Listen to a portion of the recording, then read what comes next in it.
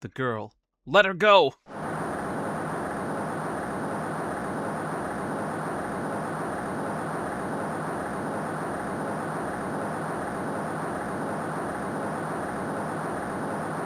Shut up! Come closer, and I'll kill her! Sorry, but you're not going to get at the chance.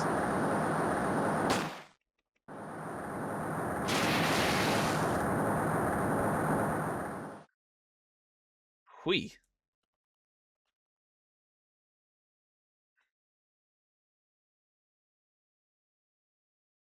I'm reading through the file of an old court case.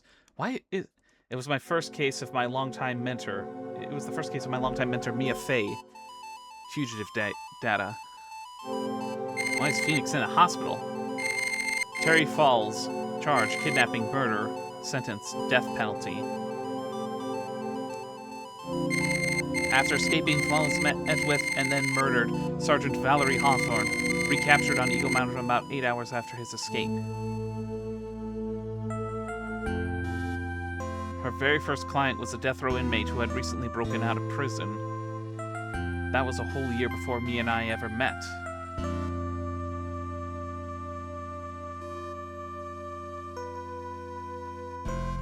Six years earlier, Mia Fey, first trial. February 16th, 9:24 a.m. District Court. Defendant lobby number 4. So is this a flashback case? I'm so nervous. I feel like I'm going to die. I never should have accepted this case. Eek! Good morning. Don't be so jumpy, Mia. I didn't do nothing. I swear I didn't kill nobody. Terry Falls, my first client. Sentenced to death 5 years ago, and now a prison escapee. Just relax, Mia. Make small talk and try to relax him.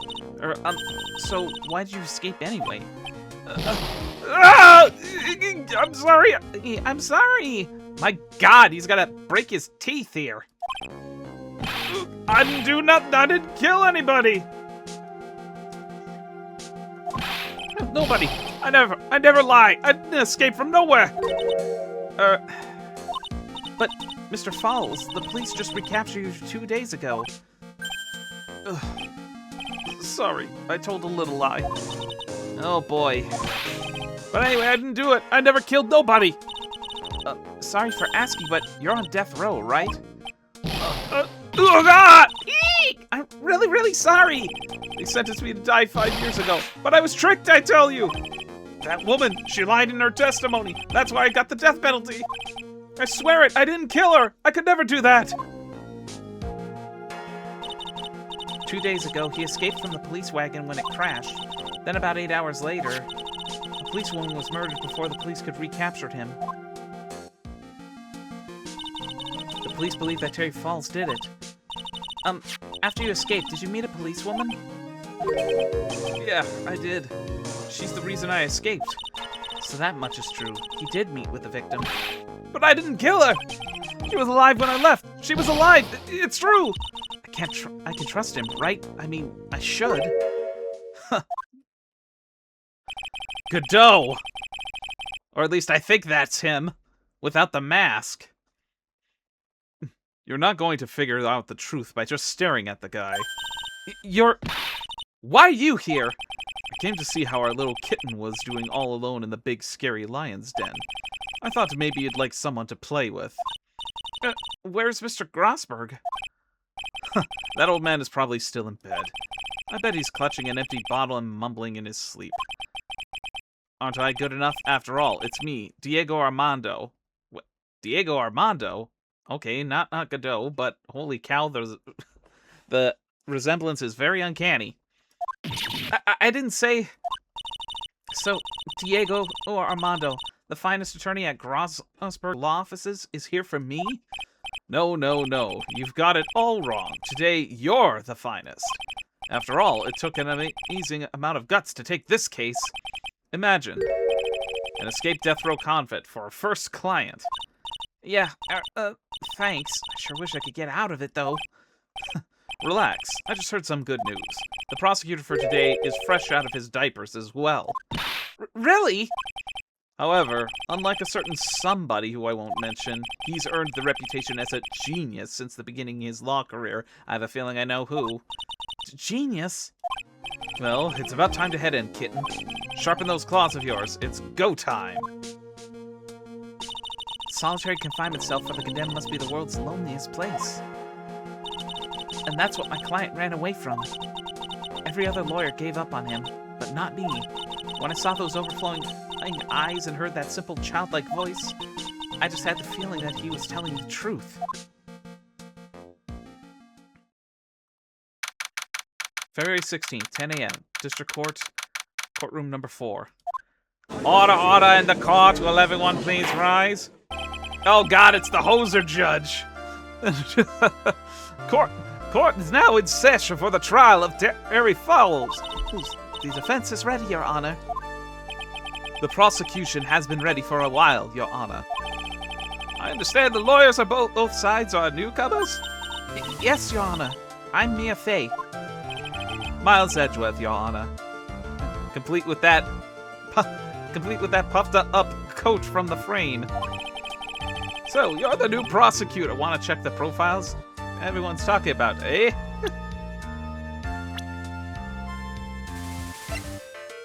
Valerie Hawthorne. A bit smug. They say you joined the prosecutor's office at quite an early age. At 20, Your Honor. Guess our little kitten hasn't earned himself much. I guess our little kitten hasn't earned herself much of a reputation, huh? Come on, Mia. You can't lose. Not to someone younger than you. Young people running a trial. I'm not too sure how I feel about that. Now that the defendant in this case is currently a felon on death row. 2 days ago, he escaped from a police wagon. Is that correct? Precisely. The defendant is not on trial for escaping prison. On the day that the defendant escaped, a policewoman was murdered. So we're here to determine if Mr. Falls was responsible for her death? You got it, kitten. Well then, Mr. Edgeworth, let's hear your opening statement. Yes, Your Honor, it was 5 years ago. The defendant, Terry Falls, was sentenced to death in this very court. His crimes were kidnapping, extortion, and murder. The girl he threw off the bridge was only 14 years old. A truly horrible crime. I remember it well. There was no decisive evidence, so the trial was long and protracted. Correct. But in the end, what finally decided the case was a certain witness's testimony. A witness's testimony.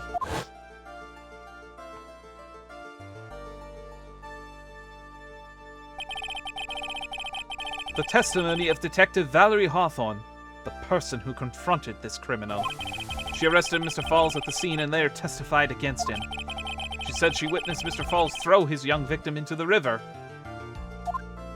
Yeesh. For those who are not aware, Eagle River is well known for its powerful current. Most bodies that fall in are never recovered. So this Hawthorne's testimony was the one that put him away. That policewoman you just mentioned, that wouldn't be... Exactly. The victim. The same woman that was killed 2 days ago. Police Sergeant Valerie Hawthorne. Ah, I see. A man who was sentenced to death based on the testimony escaped 2 days ago. With all his one thing on his mind, to take revenge against the woman who convicted him. Aha! The truth is now come. Oh God, not that look again. Hey, you want some fuck? Huh? Huh? Yes. It's quite obvious the defendant is guilty. Objection! Wait a minute, that's not right! At least hear the case before you decide on the outcome, Your Honor. Ugh. Watch yourself, Miss Faye. I'm sure I care for your word choice or your tone of voice. Young people these days simply don't know how to respect their elders. Why, you're even younger than me, you hypocrite! Now then, Mr. Edgeworth, please call your first witness. I called the detective who was in charge of the initial investigation of this case. Gumshoe! Witness, state your name and occupation. Gumshoe! Dick Gumshoe! I'm homicide detective in charge of this case, sir. Finally got promoted to detective division half a year ago. I don't believe anyone asked you about that. Hey, ma'am! You got any idea how much work it takes? Less scruffy. Yeah. Yeah, it's just peach fuzz on that chin. But he still has that. Hello, oh, Gyro, welcome on in. Hope you're doing well. Still got that bandage on his cheek, though. What is it? You're really gorgeous. Excuse me? No, seriously, my heart, it's aching for you. Detective, pull yourself together and try to be professional. Otherwise, I'll write you up on contempt so quick that something other than your heart will ache. Okay, I got it. Yikes. Now, Detective, tell us about the incident. Yes, sir, right away. The victim was Sergeant Valerie Hawthorne, a veteran on the police force. She was stabbed in the back with a knife and died from excessive blood loss. That much is already stated in the autopsy report. The court would like to hear more details about the incident itself. Yes, sir. I gotcha. Okay, let's take a look at this aerial map of the area here. This is a sketch of Dusky Bridge, an old suspension bridge. And the river that runs under there is Eagle River. The victim and the defendant met here, on top of that bridge. After stabbing her in the back, the killer carried the victim back to his car. He was recaptured at a police checkpoint as he was trying to make his getaway, sir. I see. 40 feet above the Eagle River. Was the victim's blood found on the bridge? The victim, Sergeant Valerie Hawthorne, was wearing a thick coat, sir. Unfortunately, no traces of blood were found on the bridge. And it's still same scruffy, just a newer coat. Mr. Edgeworth, I warn you, I absolutely despise conjecture. If there was no blood on the bridge, then you have no proof that they even met there. Your Honor. If you would listen to the testimony we had prepared, I'm sure you'll be convinced. The two of them most certainly did meet on the bridge that day. Why, Mr. Edgeworth, I'm not sure I like you. Wagging your finger at me as though I was some hoser. You are a hoser, though. Detective, proceed with your testimony. Yes, sir. Here we go, Mia. Hang on. Okay, now, listen carefully, kitten. One little mistake and this guy will drink you for morning tea. Trust me, and get ready. Miles' hair is shorter, too. Yeah, I can see that. On the day of the incident, an unknown person phoned the sergeant and asked to meet. Sergeant Hawthorne went to Dusky Bridge at the designated time and went with Mr. Falls. And that's where she was brutally murdered, sir. The criminal stuffed her body in his car trunk and tried to make a getaway. Mr. Falls was arrested at the police checkpoint he set up at the base of the mountain. Well, you certainly have established the importance of the bridge. Naturally. Now, would the defense please hurry up and proceed with the cross-examination? Yes, Your Honor. Cross-examination coming up. Right up. Hey, settle down there, kitten. If you keep trembling like that, you're gonna make me spill my coffee. I'm not trembling. It's just cold in here. Courtroom can be a cold battlefield, all right, especially for a beginner. I don't need you to worry about me. I mean, the defendant, the witness, everyone's a beginner in here. You got me there. But maybe you should keep your claws out and show them what you've got, kitten. It's okay, Mia. Stay calm. Just remember those court procedure videos you stayed up all last night watching. Oh, my. All right, let's see here.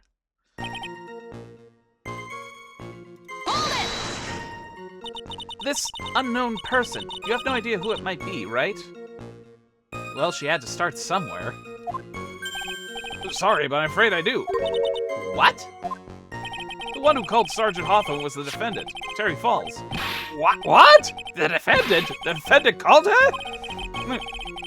Sergeant Hawthorne was a very thorough person, sir. She left a note about her phone call with Mr. Falls. A note? Yeah, top secret memo that she left in her desk. According to this note, it seems the one who called her to the bridge was indeed The defendant, Terry Falls. Whose bright idea was to keep that note from me?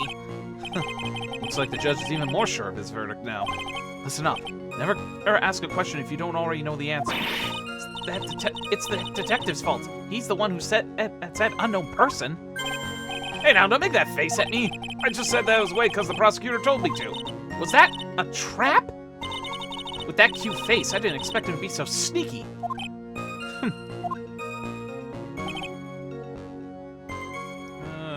Let's take a look at that note. February 14th, Valentine's Day, 1:21 p.m., Falls, 4:30 p.m., at that bridge. Wear white scarf for identification. Talk to Dahlia. Tell her this time the whole truth must come out. Dahlia Hawthorne. Oh my goodness.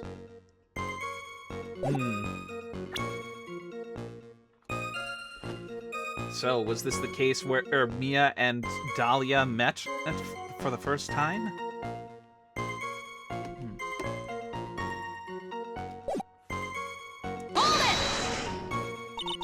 A bridge up in the mountains, but why meet there?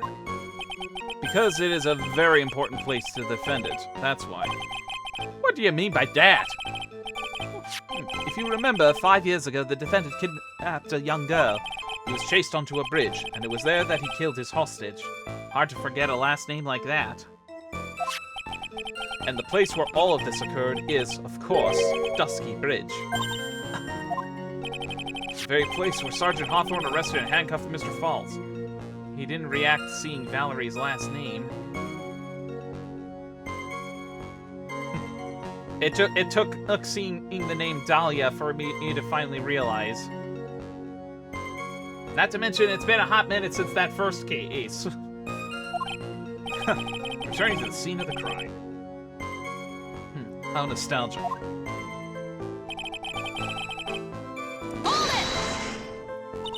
Was the body of the victim discovered right away? Yeah, we were really on the ball. We found the criminal within 1 hour of the murder. It was great! We even got to say, don't move! We've got you surrounded. Wait a sec, isn't there something weird about that? The location was a suspension bridge up in the mountains. So how did they find out about the crime so quickly? Sergeant Hawthorne must have mentioned the phone call to someone else, right?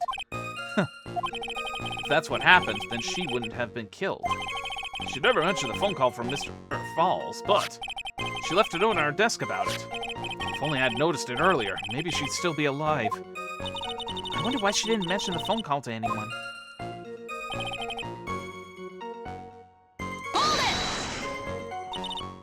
Mr. Falls had a car then? Well, that bridge is way up in the mountains, ma'am. The defendant and the victim both went up there by car. I mean, how else, right? What? You mean the defendant drove of his own car? No, of course not. It was stolen. He stole it from a young couple that had been waiting at a red light. Car thieves. I'm not so sure I feel about car thieves. Is this guy sure about how he feels about anything? This is a photo from the stolen car's trunk. Naturally, that's the body of Valerie Hawthorne in there. Pretty immaculately clean for it apparently being, for apparently a lot of blood being spilled. Whoa, that doesn't look too comfortable. The victim, she was stabbed in the back, correct? Yeah. For some reason, men always seem to get stabbed in the back. We're talking about a woman here. Can't tell from this photo, but the knife was stuck in her back nice and firm. The condition of body when it was discovered is very important information. Detective, was there anything strange or noteworthy in the trunk of the car? Here's a photo of the trunk, but I don't see anything strange. Do you? Anyway.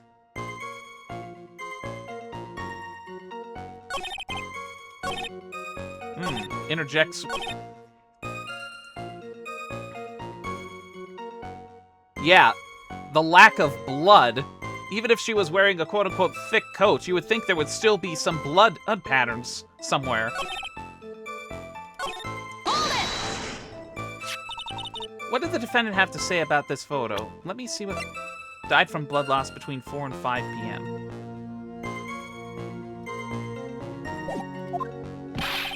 What he always says, ma'am. Undo it! I didn't do nothing! That's all he says. Nothing? I wouldn't say he did nothing. At the very least, we know he stole a car. It's just what he always says, Your Honor, and then he always says... sorry, I told a little lie. Or something like that.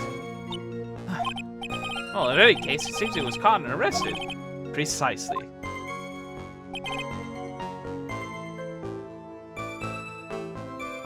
Hold it! That certainly is some impressive police work.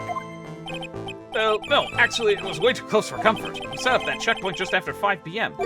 We figured that Mr. Falls might just try to run. What do you mean it was too close for comfort? The two of them arranged to meet at 4:30 p.m. And it takes approximately 30 minutes to go from the bridge to the checkpoint. That was kind of close. Anyway, later, Mr. Falls could have slipped right by. Listen up, kitten. There's a big trap waiting for you in that testimony. A trap? Walk into it carelessly and it'll leave more than just a flesh wound. Fun, huh? No, it's not! Well, if you want to have any chance at all, you better get some more information. And if you're going to get caught in a trap, it's best to get caught early. You can always look for contradictions afterwards. The ever-famous contradictions. I sure hope I could find some of those. Well, I think I've already found that. Yeah, something strange. The autopsy said Ed died from blood loss between 4 and 5. Again, even with that thick coat on, you would think there would still be a bit of a mess of blood, some kind of blood trail left behind. Addiction! That's not it! The evidence established the defendant is lying, right? Don't ask me to confirm your facts. So sorry, this is my first time handling a case. Well, let's make it a memorable occasion with a penalty. And here I thought he would go easy on me because I'm new.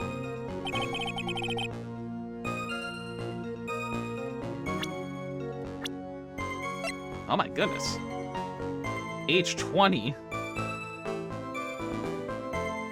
Doesn't look like much of a difference between his adult photo in the previous games and the young photo. The only thing that's different is the age.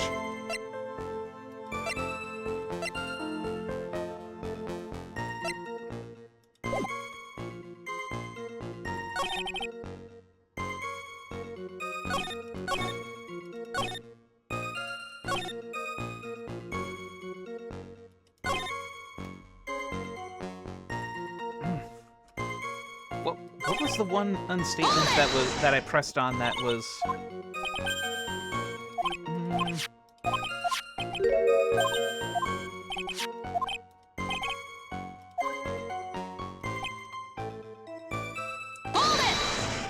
There was one unstatement that stuck out to me because...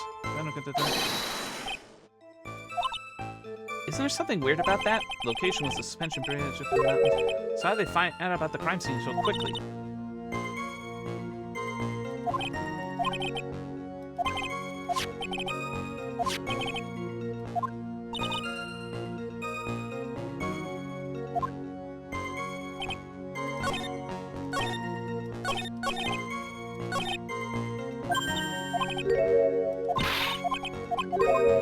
Contradictions. Unknown person phoned the sergeant and asked to meet.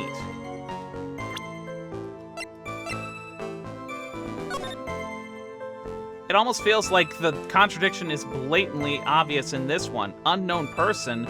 Well, the sergeant knew the name of the person. I feel like that ends up throwing it back in the face. Addiction! No, that's not it either. Damn it. Ugh. I hate to use a chance, but what am I supposed to be looking for here?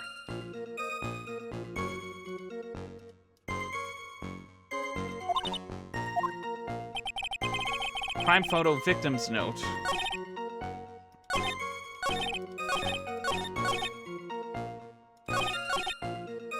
Wait, what do you mean by... You mean using the note on this photo, or using the, hold on. Where's it? Crime photo on the statement of the note. Clarification, please.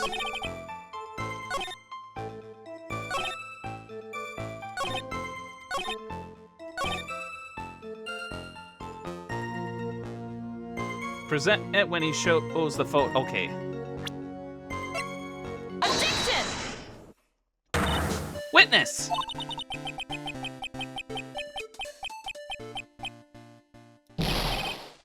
What? What is it? Do you have something to say, Miss Faye? I'm sorry. I totally forgot what I was going to say. This is the first time I've ever had to actually address someone like that. Ugh, you should have practiced before coming to court. Honestly, Miss Faye, I'm not sure I like this. Say there, little kitten, want a piece of my coffee candy? Candy? Well, you're still too young to be drinking real coffee. Come on, Mia, shake it off. You're a lawyer. Detective! Yes, ma'am? This photo, you said that there was nothing peculiar about it. Is that correct? Yeah, that's what I said. Well then, I suggest you take another look at the note written by the victim. The note? It very clearly says, wear white scarf for identification. Oh my goodness. Yeah, the scarf is missing. Shit, I missed that. The caller must have forgotten what the victim looked like, thus this special request. GG, oh shush. I have one very simple question for you. Ugh. Oh boy, I don't know if I even deserved that pet. Where is the white scarf? I can't seem to find it in this photo. Well, to be honest, we didn't find it in the trunk, ma'am. And you stopped there? You should have looked for it! Ugh! The caller told her to wear it to identify herself. The caller told her to wear it to identify herself, so I expect she did just that. Well, Mr. Edgeworth, what do you have to say about this? I see the defense is a little lacking. The scarf you are searching so desperately for is this one, perchance? Where did you find that, sir? On Dusky Bridge. I was there first and decided to conduct my own investigation.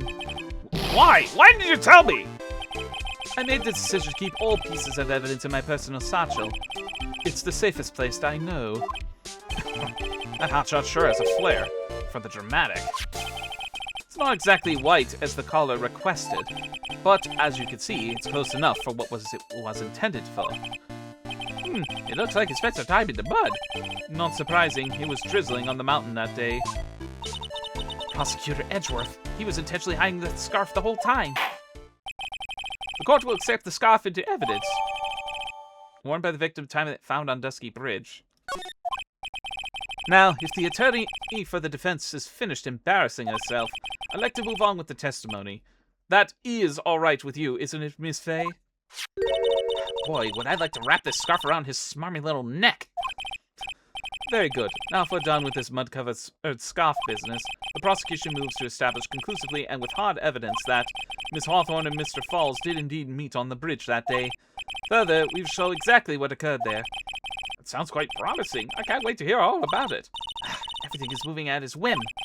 Don't forget, kitten, there's a reason why everyone considers this kid a genius. A genius, huh?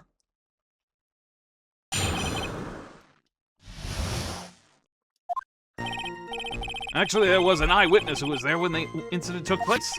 This photo was accidentally taken by the witness. It shows the Vic wearing the scarf, sir. It was drizzling that day. Unfortunately, it's a little hard to see what's going on. Anyway, the criminal shoved the victim down from behind and stabbed her in the back. That must have been when the scarf fell off. When I give my answer, I mean statement and then evidence or profile. Thank you for that clarification. Looking at this photo, you really get the sense that this bridge is very high. It's about a 40-foot drop from the bridge to Eagle River down below. Mr. Edgeworth, who took this photo anyway? Let's just say that it was a well-intentioned third party. A potential witness. So why isn't this person in court? Well, they said they absolutely did not want to testify. The person in question is very delicate, Your Honor. Besides, as long as we have this photo, we see no reason to compel them to testify. I'm not sure how I feel about that. So, as you can see, Terry Falls had both the motive and the opportunity. I think it's quite clear at this point what happened on the bridge. Aha! The truth is becoming clear to me now. Huh? Yes, it's quite obvious. He's clearly guilty. Not again, that's not fair! haven't even done my cross-examination yet. What do you mean,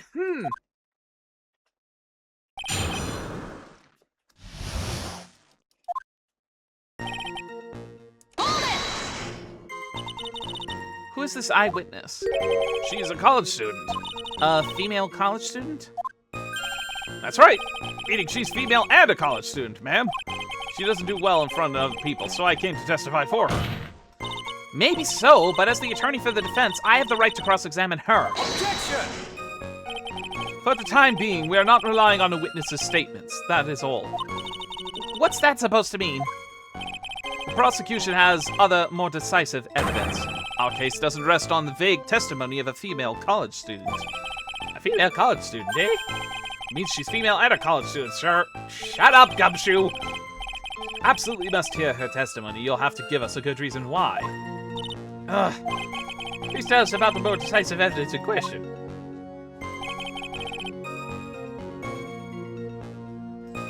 For something that was quote-unquote accidentally taken, that's some pretty high-quality work there.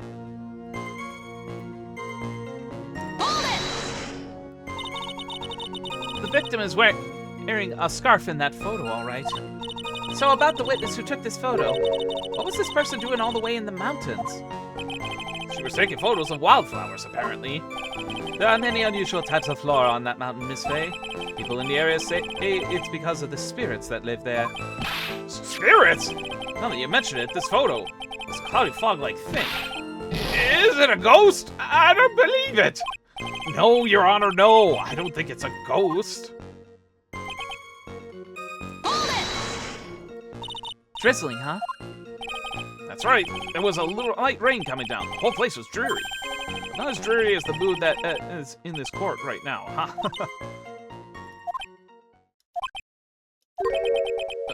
Looks like a cold front just moved in. In any case, the point is that area was quite damp. There was even some fog. I even slipped and fell while I was on the bridge. It was really something.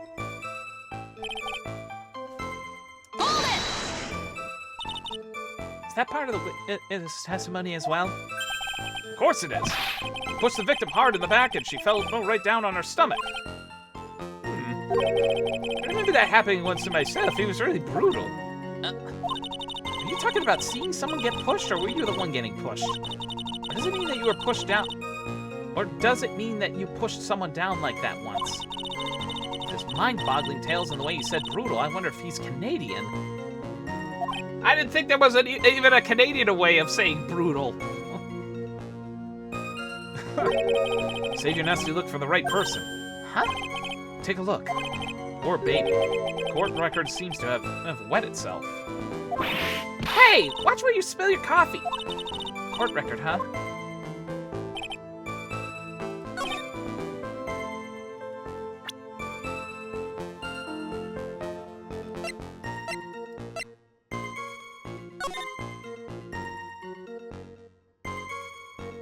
There wouldn't be, but okay, so I think there's some problems with this picture. For starters, there wouldn't really be much of a way to go, because the way that bridge, the photo was taken, it would imply that it was taken from this side of the bridge.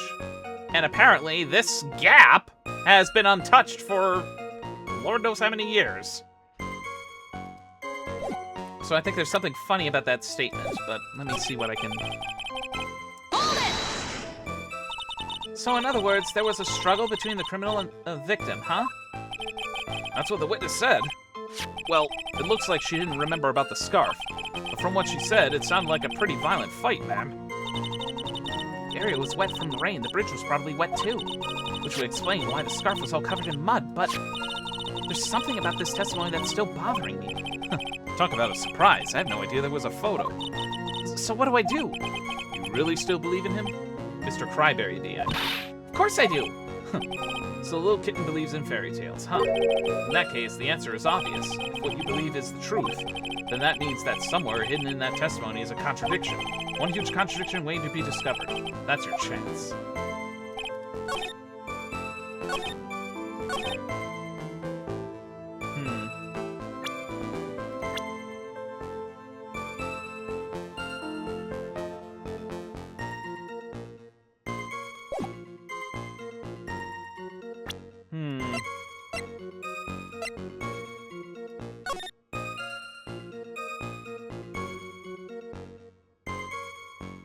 Yeah, he doesn't and seem to have a knife on hand, and weigh the position, he wouldn't have had the option to be able to stab her in the back. And of course, given again the position of the bridge and where that broken bits of wood, that broken opening was, he wouldn't have been able to get around to shove him in the back. I feel like the let me press once more.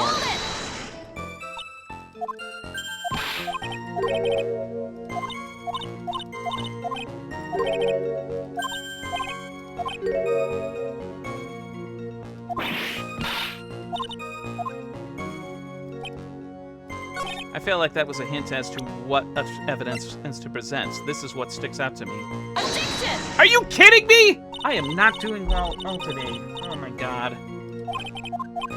Ah!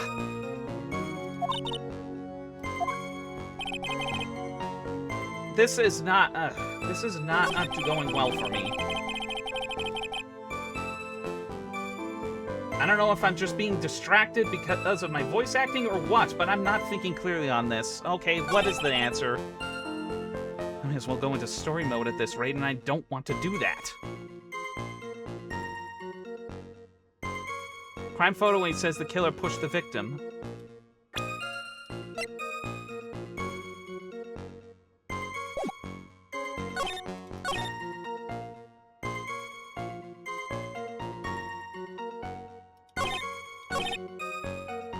Crime photo. Then okay, now I see the connection. If she was really pushed down, there would be much of a mess up front. Objection! So at the time of the crime, there was a light drizzle coming down, correct? Yeah, and fog too, just a generally soggy atmosphere. Well, I have evidence that doesn't go with that soggy atmosphere.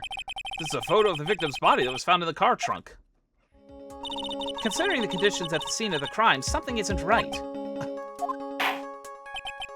Well, by all means, please enlighten us as to what isn't right. What about this photo of the trunk that doesn't fit with the conditions of the day? Take that! Naturally, the answer is right here. The victim's coat? As far as I can see, there's nothing strange about it. That's exactly what's strange. Recall the testimony. What were the conditions on the bridge that day? It was drizzling and foggy. Dusky bridge was all wet. If the victim really had fallen down on her stomach on top of the bridge, then the front of her coat should have been covered in mud. Ugh. That's exactly right. The other day I fell on a muddy stream. My gorgeous playoff beard was befouled. Objection! I do admit the crime scene was quite wet that day. However, that doesn't mean the top of the bridge itself was muddy. If Your Honor had fallen in the shower instead on a muddy street, the glorious hockey beard, pride of the legal league, would be wet, but not muddy. Fortunately, I've yet to test that. Still, your point is well taken. Can you prove that the surface of the bridge was muddy that day? The surface of the bridge, huh? A real man wouldn't stand for a taunt like this. Neither would a real woman. Of course I can. Here's the evidence that proves the surface of the bridge was muddy. Take that! The scarf itself that you just presented. The evidence says this scarf. Ah! It should be obvious. If the scarf fell into the bridge and got this muddy, it means that the bridge was obviously covered in mud. Ugh. No, I can't be outwitted by this novice bimbo! Hey, same to you, buddy! Miss Faye's assertion makes perfect sense to me. I do admit there appears to be a contradiction between the condition of the victim's coat and her scarf. However, the real question is, why is there a contradiction?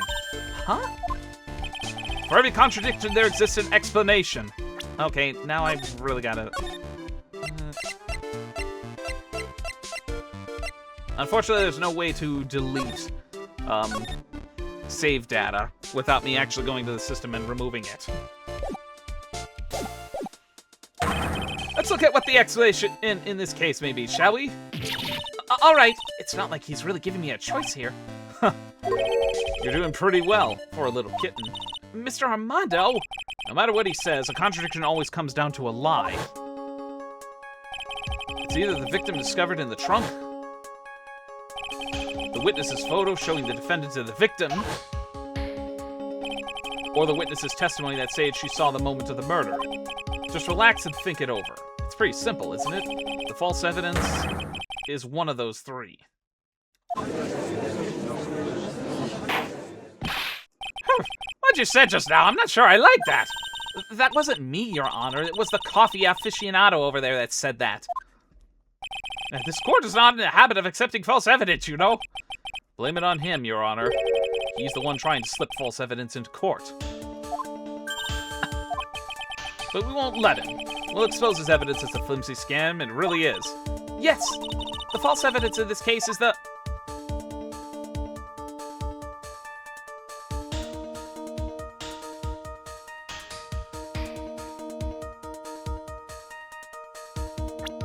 Alright, I feel like...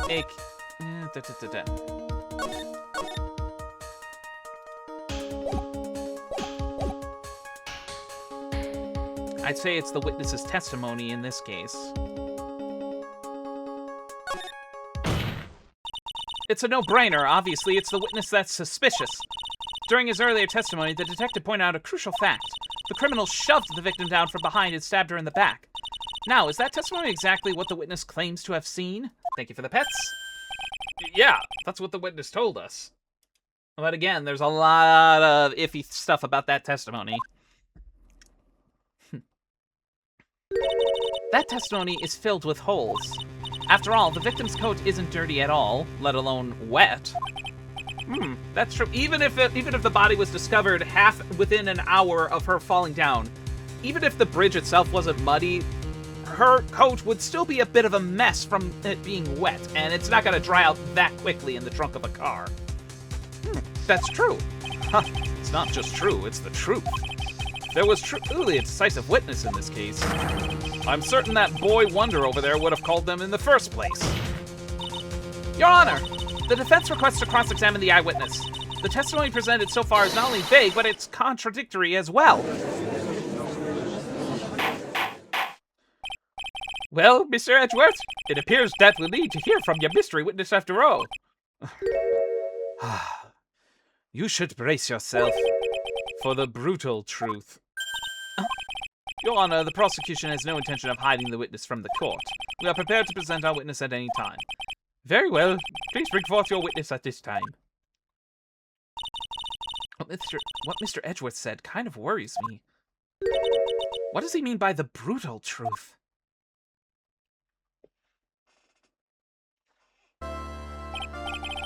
Now, let's proceed with the testimony. Mr. Edgeworth, please go right ahead.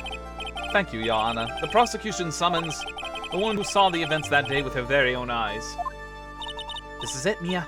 The battle begins here. Witness, what is your name and occupation? Dahlia Hawthorne.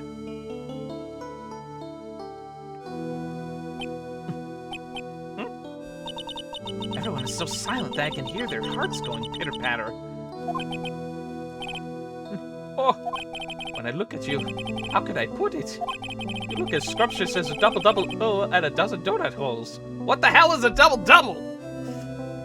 That's not Dahlia, that's Don Tigre in disguise, oh brother. I feel like I want to hurry up and hand down a verdict just to have a bite. Hey, not so fast! Oh. As I said before, this witness is very sensitive and delicate. I would ask the court to please exercise care when addressing her. Yes, indeed. Thank you, Mr. Edgeworth. You are a true gentleman. Miss Fay, you could learn a lot from this man. If he's such a gentleman, he sure doesn't act like one to me. Sir? Yes, my dear? This is my first time, so I'm sure I'll make a lot of mistakes. Anyway, I just wanted to say I'm sorry for all the trouble I might cause. Not at all. It's no trouble at all. Now then, may we please have your name and occupation? My name is, Melissa Foster. Bullshit. I'm a college student, a freshman in the literature department. You were on the scene when the unfortunate event occurred, correct? And you were the one who took this photo? Crazy bitch, yeah. Ah! How can you be so mean? Now, see here, what are you doing shoving it in her face like that? Huh? It's just a photograph. It's not like it's something dangerous. Next time I'd be forced to penalize you. Uh-oh, I don't like this turn this has taken. Huh? Is she staring at me? And you would be? Huh? I'm the defense attorney. My name is Mia Fey. I see. So you are. Now then, young lady, could you please give us your testimony? Yes, Your Honor. I'll do my best.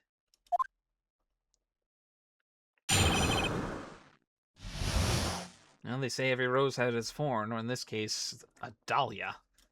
I was using my camera to take some pictures of wildflowers. Then I noticed there were two people standing up on the suspension bridge. Suddenly, they just started fighting. That's when I hurried and took the photo that shows the crucial moment. And right after that, I called the police. By the way, where were you standing when the incident occurred? I believe the map would be of help here. I was standing right over here. Let me take a look at the photo here.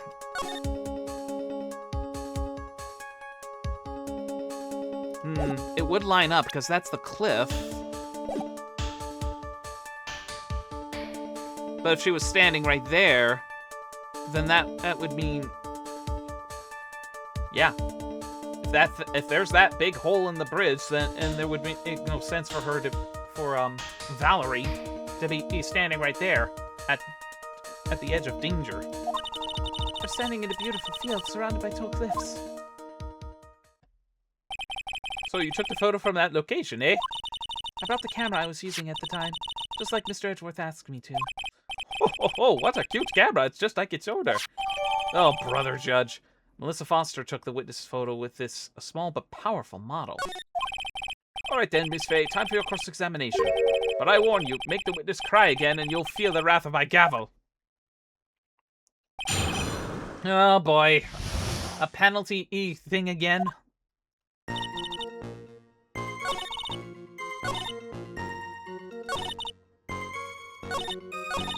If Terry Falls isn't the criminal, then there must be something strange in that girl's testimony. Be careful, kitten. That girl has the judge wrapped around her little finger. You're going to have a tough time poking holes in that testimony of hers. You're going to have to come up with something really good, Mia.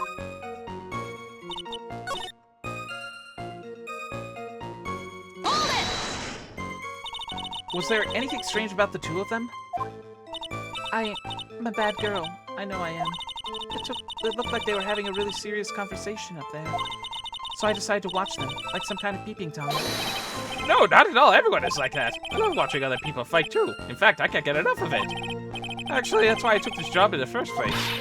Too much info, Your Honor. In any case, it's perfectly natural for you to have kept watching them, especially dressed as they were. Well, anyway, I was watching them very closely. Hold it! Do you have any idea what they were fighting about? No, I have no idea. Why do you ask that? Oh, I just thought maybe you overheard what they said.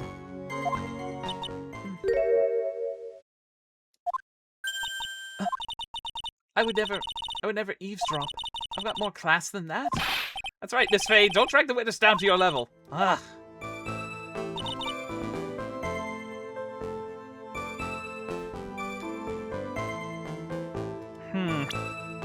Hurried and took the photo that shows the crucial moment. But if they had started fighting, then it wouldn't be just them standing still. It would be the fight itself. I feel like that's the contradiction.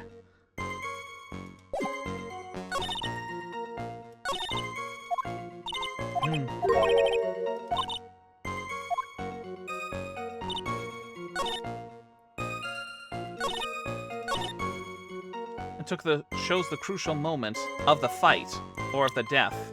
Again, I feel like the photo contradicts that bit. Objection! Yep. Witness, when you said that you took a photo of the crucial moment, is this what you meant? All I can see in this photo are the two people facing each other. Thank you for the pets. You testified that you saw the two of them starting to fight. Normally, that's the kind of thing we refer to as a crucial moment. Why haven't you presented a photo like that? Well, you see... The photo we presented was the only one there was. But if you really wanted to capture the crucial moment, then what happens next? You must have taken a photo of it. Don't!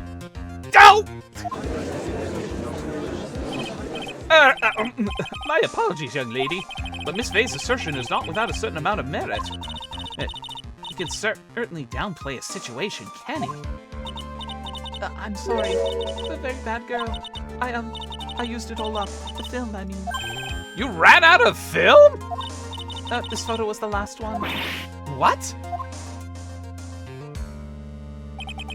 Unfortunately, that is the truth. I personally examined all the photographs she took that day. All the other photos are of the witness herself playing along the wildflowers. The witness herself? Then who took the photos? Well, you see, my camera has a timer feature built into it. So you took photos of yourself? I remember taking some photos of myself once too. I don't even want to know with that look on his face. Please, no details. It seems that Miss Vey's assertion was not so decisive after all. Wait, just a minute. Well, if she had no film left, she couldn't very well take more pictures, eh? Miss Foster, perhaps you can then tell us about a different sort of photo. Photos of the incident that you took with your very own eyes. Mr. Edgeworth, you're quite the poet. Very well then, let's get back to the cross-examination. Let's hear your thoughts on the fight that you witnessed. Yes, Mr. Judge. Boy, this guy really is a sucker for sweet talk. It looks like the other kitten in the room is the one that's getting all the attention. Yeah, it's sickening.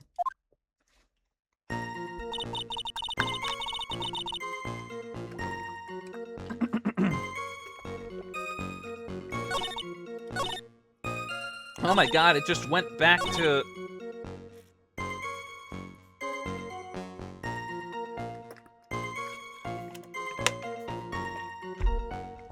She only got about 10 yards before she was stabbed in the back. But that then ends up... Yeah. There wouldn't have been anywhere to run. If what she saw was true, there wouldn't have been anywhere to run because of the hole. I don't think Valerie would have put herself willingly in that dangerous situation. Plus, there was that yard marker there. Objection! Witness, your testimony is a joke. Huh? What? But I just... Miss Vey, I thought I warned you not to make the witness cry! One short testimony and two bad contradictions. There is no possible excuse. You say that there were two contradictions? It's simple. Just take a look at the diagram of the area. According to her testimony, the two of them were in the middle of the bridge. But if they were, and the victim had turned around and tried to run, well then... She would have hit a dead end! You said 10 yards, but she couldn't have ran even 5! Thank you for the pets if there was one. Because Dusky Bridge is collapsed on that side. Ah! What does this all mean? It's very simple, Your Honor. This charming little witness told a charming little lie. That's all there is to it. This beautiful young lady had been lied to the court? Objection! Just a moment, Your Honor. Mr. Edgeworth. Your Honor, allow me to personally apologize for the confusion. What do you mean? There's one major mistake in this diagram. What did you say? What are you referring to? It's all because this diagram was made after the incident occurred. It's a very old bridge. We couldn't find any official blueprints of it. So you're saying? I'm saying that even though that bridge is currently in disrepair, there is no evidence that can prove the bridge was broken during the incident. What? That's ridiculous! You can't actually tell the condition of the bridge from this photo. I apologize to the court for not being more clear when I presented the evidence.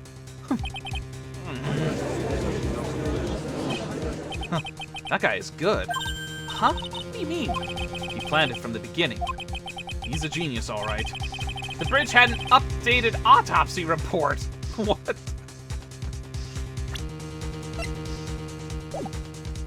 He's a genius, all right. That diagram of the bridge was his insurance policy.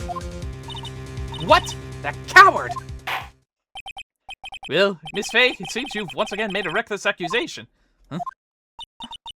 I'm so sorry. I should have been more careful myself. No. It wasn't your fault at all. Now then, shall we go on with the trial? I'd like to establish once and for all what it was that the witness actually saw.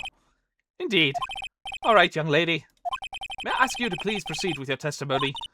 But it's so hard to go on. We're all on your side, Miss Foster. There's no need to worry. Just tell us what you saw. Yes, sir. Updated autopsy report. Good grief. After he stabbed her in the back, he quickly picked her up in his arms. Then he carried her over to the car. I suppose that was the only way he could make sure the body stayed hidden. He couldn't just leave the body on top of the bridge. Oh, I'm sorry, I'm the only supposed to talk about what I saw. Witnessing such violence must have been difficult. Yes, sir. I'm still shaken up. If he accepts this testimony as it is, we're finished. Don't say that! Oh well. Maybe I'll stop at my favorite cafe on the way home. They make a really great mocha latte. This trial isn't over yet! That's what I like to hear. Alright, Miss Faye, your cross-examination, if you please. Contradiction is staring you right in the face, Mia. Go on the attack!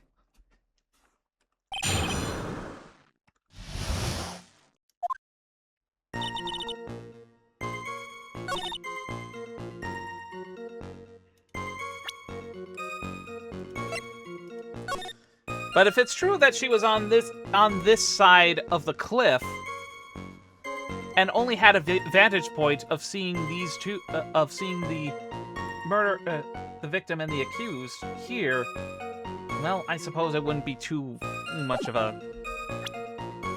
Yeah, I'll drop that. Something about this testimony is bothering me, but what? Hey, kid, have you ever put salt in your coffee? No, why would I? Why not? Huh? It may actually go better with coffee than sugar, right? Listen, the point is, if you're not sure, you might as well add a ton of salt to it. It might bring out the rust in something, like a piece of evidence. He's right, Mia. Go present something. You've got nothing to lose. By the way, I wouldn't put salt in my coffee. The two don't go well after all.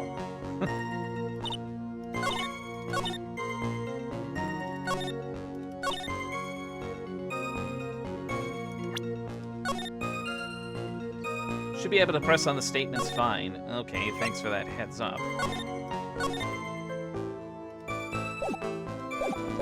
Hold it! Are you saying that the victim didn't fall down on the bridge?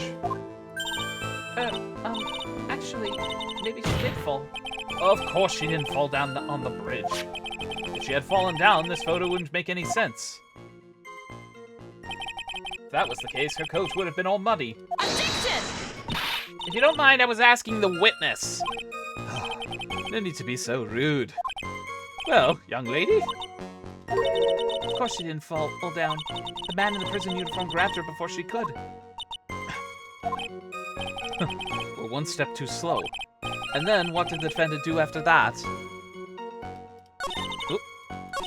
Hold it! You personally witnessed that? Yes. Did anything strange happen when he did that?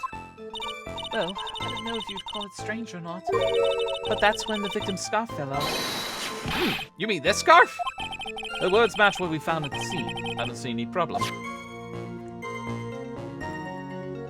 Hold it! You mean the defendant carried the body all by himself? Yes. Considering the size of the defendant, I don't think it would be difficult.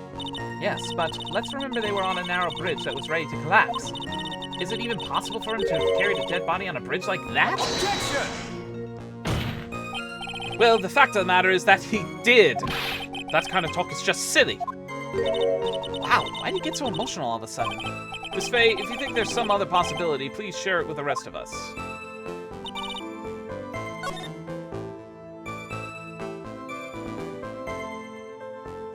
Hold on a moment. Where wasn't there a statement about Hold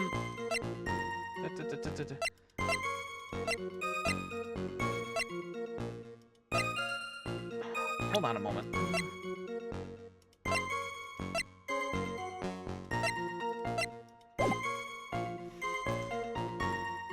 That wouldn't be the only way the body was stayed here, because I heard earlier in the trial, when it came to the river, Eagle River, its currents are so strong that the body would have been swept away and been hard to find. So that wouldn't have been the only way the body would have been gotten rid of.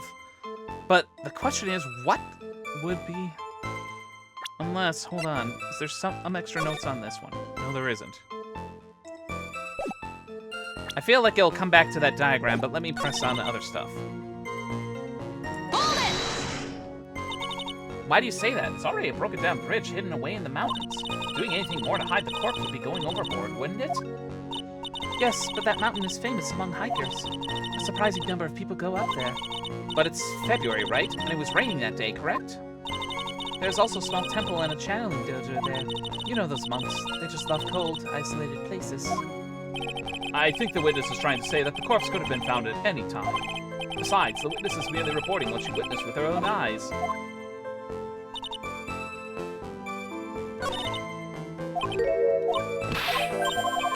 Yeah, let me get up.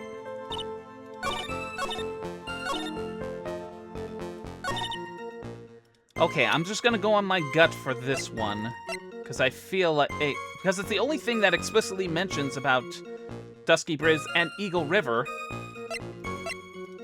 Because nothing else stands out. This is the only thing that jumps to mind when it comes to possibly getting rid of the body. Addiction! Aha!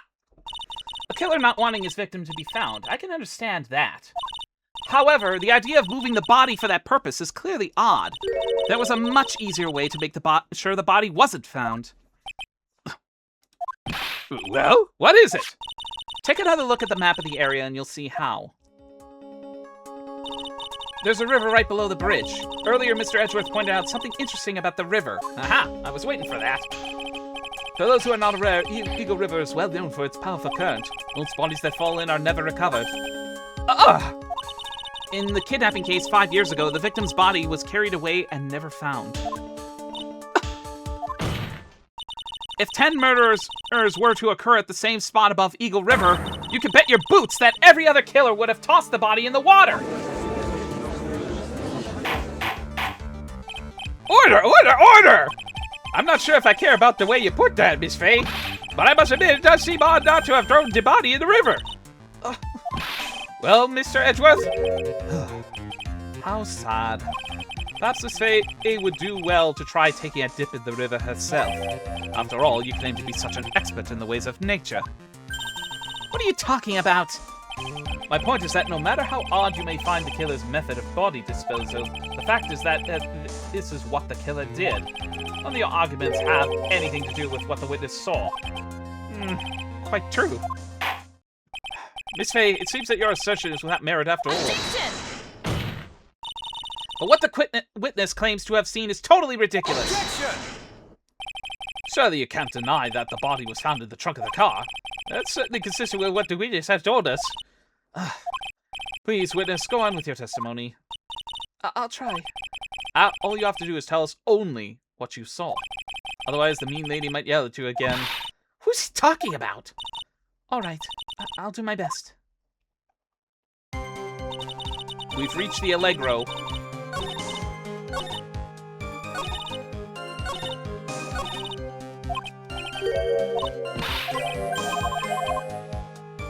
There's something more somewhere.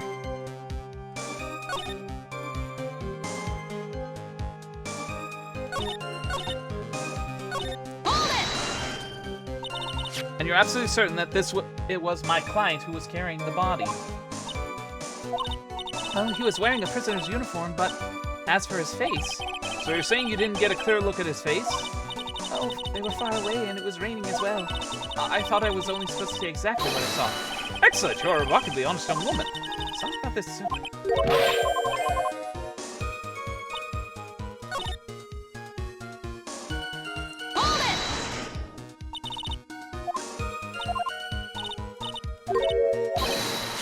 I already...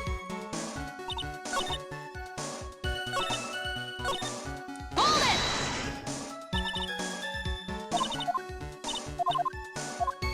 Oh, I've already pressed on that one.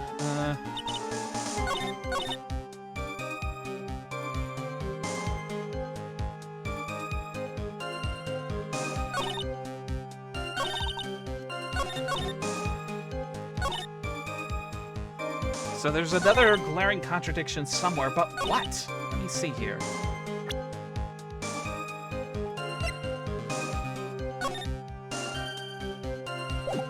Oh, that's that earlier thing I think was better off ignoring.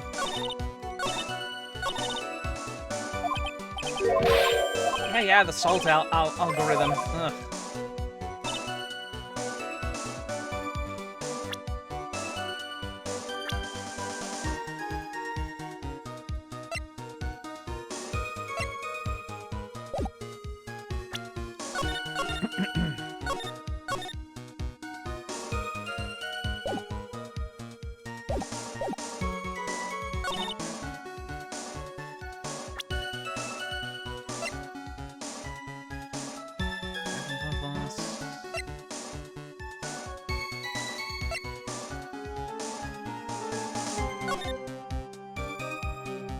Not yet. I'm just re-reviewing the stuff in the court record here to see if something potentially jumps out. Wait a minute.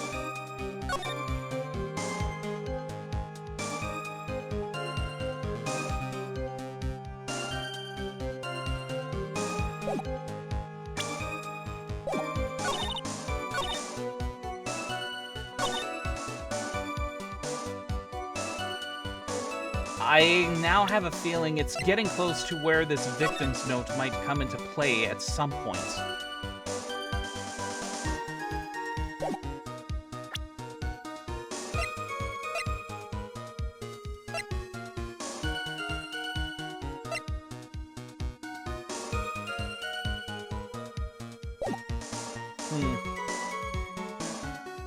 Okay, yeah, I'll call on that hint then. I feel like I'm on the right track, but I don't know exactly how to piece it.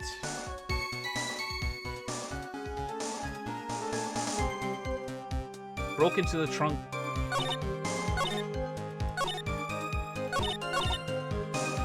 Again? So, I guess this is going back to my assertion that if she really saw that, she wouldn't have been able to see it with the position of the car. So, quite a few holes there. Objection! Well, Miss Foster, it looks like you've done it this time. Done what? Made a crucial mistake. A crucial mistake? Like what, Miss Faye? The killer broke into the trunk of the stolen car and hid the body there. You're saying you saw that, right? With your very own eyes? Yes, and? It's simple, Miss Foster. Take a look at the diagram. The place you claim to have taken the photo from that day is here. Do you see what I mean? Even if you tried to see the car, this outcropping of rock is directly in the way. That's right, Miss Foster. From where you were standing, you could not possibly have seen the killer's car. Objection! I admit that the diagram shows a large outcropping of rock. However, it isn't so tall that it would stop her from seeing the car. That's right. It's not high at all. I was able to see his car just fine. I'm so sorry, but that just doesn't wash. I believe it was the witness who presented this as evidence to the court, yes? This is the location that the photo was taken from. Your own photo tells the whole story. You can clearly see the left side of the bridge, but the outcropping that is being referred to is really more like a cliff. Ugh! Your view should have been completely cut off by this cliff, but you still claim to have been able to see the killer's car? No! Order into court! What is the meaning of this ballyhoo? Objection! Your Honor, don't jump to any hasty conclusions. The fact that the escapee fled in a stolen car was reported on the news. After witnessing a murder, I'm sure you can appreciate that the witness was very upset.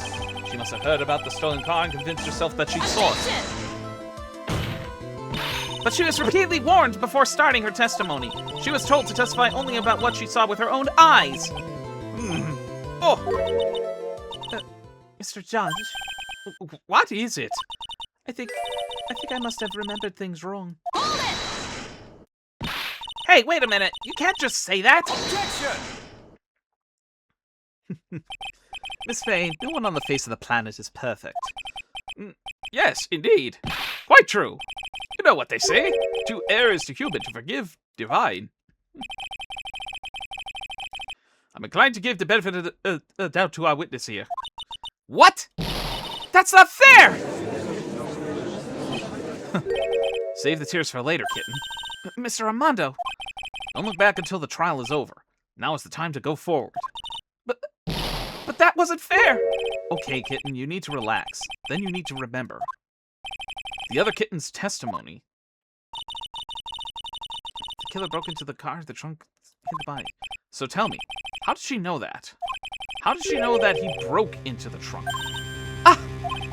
Well, Miss Foster, until you can explain how you knew that, you're going to have a lot of very suspicious people on the side, this side of the courtroom. Well, witness? I'm certain that he broke into the trunk because there were marks left on the trunk lid. I'm certain they were scratch marks from when he broke into it. What? Let me see. Let's see that photo.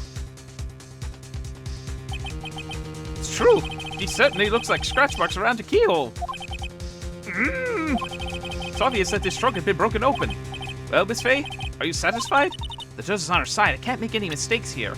Well, what's to say that it was broken before it even got there? If he had already stolen the vehicle... What she just said, is there a contradiction somewhere? Let me see if there's anything...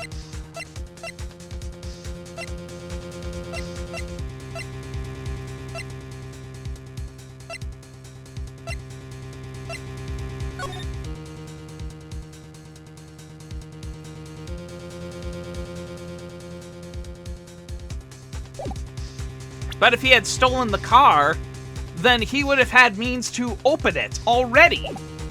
I don't buy it. Melissa Foster, it looks like you finally betrayed yourself. What? You said that you were in a field taking photos of wildflowers, but even so, you knew about the scratches. The question is when? When did you get a chance to see those scratches? Okay, so a completely different rationale there, but point taken. And how would she be able to know that there were scratches on there? Finally. I finally got her.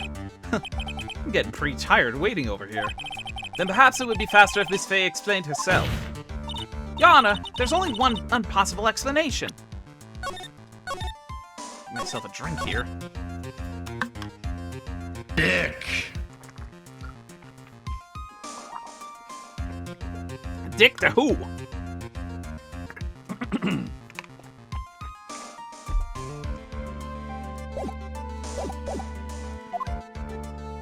The reason the witness had seen the scratches was...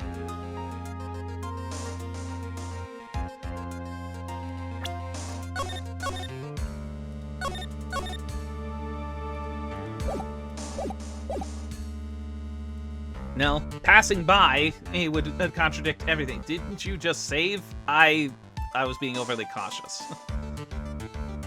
She's not the owner of the car. It was apparently stolen by a couple. She put the corpse in herself. It's the only thing that steps out. Ow, hey, come on!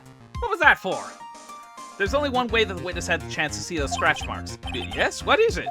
Naturally, when she opened the trunk and stuffed the corpse in herself. The person who really hid the body in the trunk of that car was... Melissa Foster. It was you that did it, wasn't it? That's ridiculous. I could never. It was the man in the prison guard. He's the one that... I don't think so, Miss Foster. If Mr. Falls had been the one that put the corpse in the trunk, he would have simply used the car key. There was no need to break it open. Thank you for the pets. But he stole the car. He stole it from a young couple that had been waiting at a red light, which means that the key would have still been in the ignition. Oh, I see. Thank you for telling us about the scratches, Miss Foster. Without that, we never would have uncovered the truth. That it couldn't have been Mr. Falls that put the body in the trunk. No! Objection! Preposterous! To even suggest that the witness put the body in there. If that were true, then how do you explain the photo that she took? The corpse would only have been put in the trunk when the incident occurred. And we already know that at the time she was taking photographs. Now's your chance, Mia. Finish this thing. On the contrary, I'm not so certain about that anymore, Mr. Edgeworth. There's no need to think too deeply about it. What I'm saying is the shutter for this may not have been pushed by Miss Foster herself. Because the camera has a timer function. Take that! Let's take another look at this camera and see what features it has, shall we?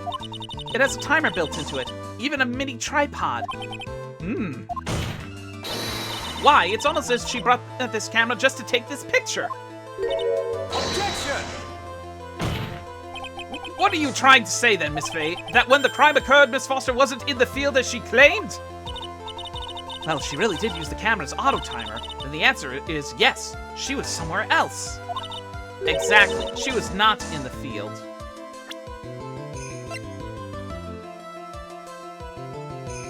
Let me look at...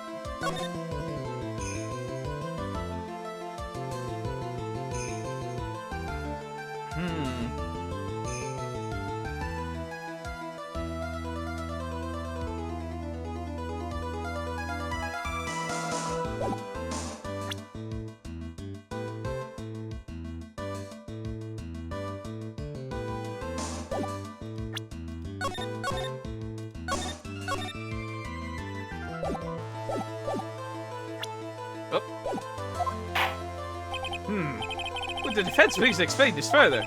Listen, this is a crucial point. Where was Miss Foster when the incident occurred? In answering that question, we'll also make clear Miss Foster's true identity. Well then, please answer this question. Where was Mr. Foster when the incident on the bridge occurred? Well, this almost seems to make the only sentence for the matter. Could it be possible that she was truly the killer or not the victim? I feel like that would ream me. I feel like she was the killer then. Take that! Naturally, the witness was standing right here. Well, what do you think, Mr. Edgeworth? Before pointing out where the witness was standing, Miss Fay should do something herself. She should figure out where she stands, if you catch my drift. Oh, don't worry, the drift was certainly caught. Yes, failure is an excellent opportunity for growth. Now, try better next time. What? Ah! Yes, thank you. Please answer the question. Ah! Frick. I hate to lose another chance here, then. I feel like I'm on the right track, because it then ties on the V. Victim. That was the only other choice. I probably could have saved it. Naturally, the witness was right here. But that's where the victim, Miss Hawthorne, was standing. Order! Miss Fay, what on earth? Your Honor, if I may. After parting with the victim on the bridge, the defendant fled by car. But this would mean that there was no time to put the victim in the trunk. In other words, if someone put the body in the trunk, it could only have been before the defendant met the victim. Objection! How asinine! Of course Mr. Falswood met with the victim. The only person with the opportunity to have put the victim in the trunk is the same man that killed her, Terry Falls. Objection! You still don't understand, don't you? Do you, Mr. Edgeworth? By the time the witness's photo was taken, the victim was already dead.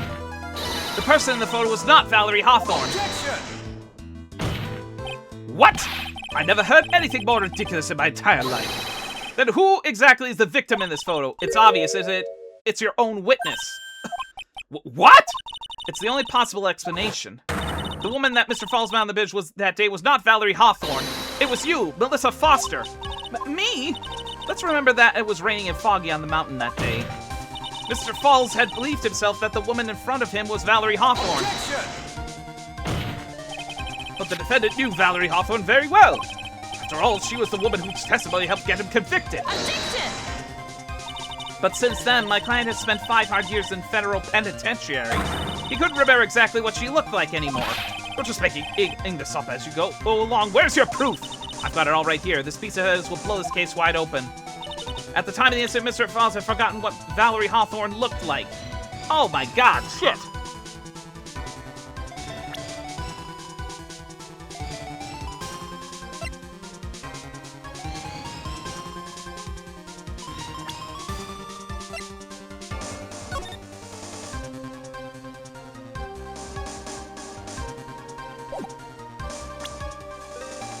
Oh my god, am I really gonna be blowing through my cases while they're chances while there's still time left?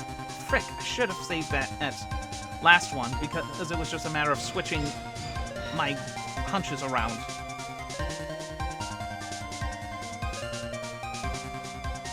So, the strong thing to come to mind is that the victim's note would expose Melissa for her true identity. But yet, it seems to be throwing me off and thinking that I should be presenting a profile picture.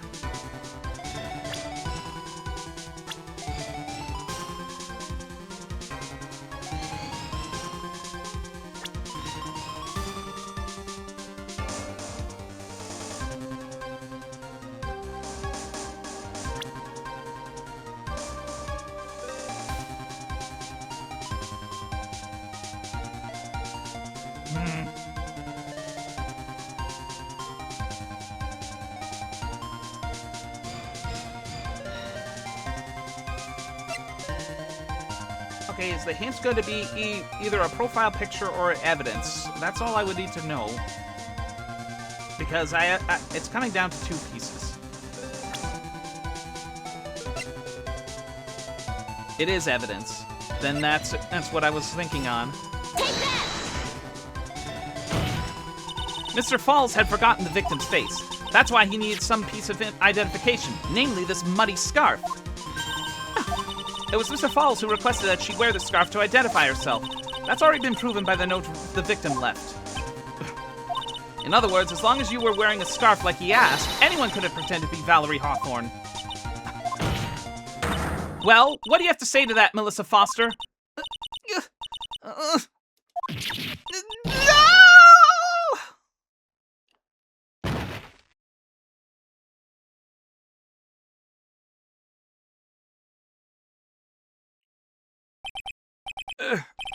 Where's Miss Foster?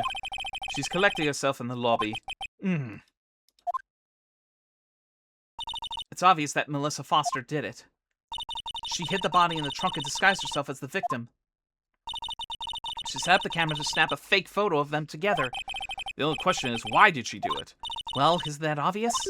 She's the real culprit. Well, we'll have to wait for Miss Foster to compose herself before we begin again. Until then, this court is in recess. The defense and the prosecution are both to wait in their respective lobbies. Yes, Your Honor. Understood. Very well. This court is in recess. To be continued. Oh, boy.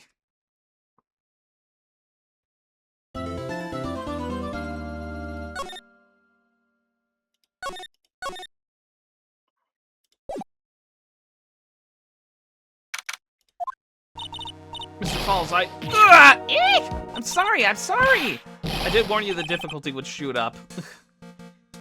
Yeah, but looking back at some of the mistakes I made, I say you could reset your chance here because you won't be going out for more clues.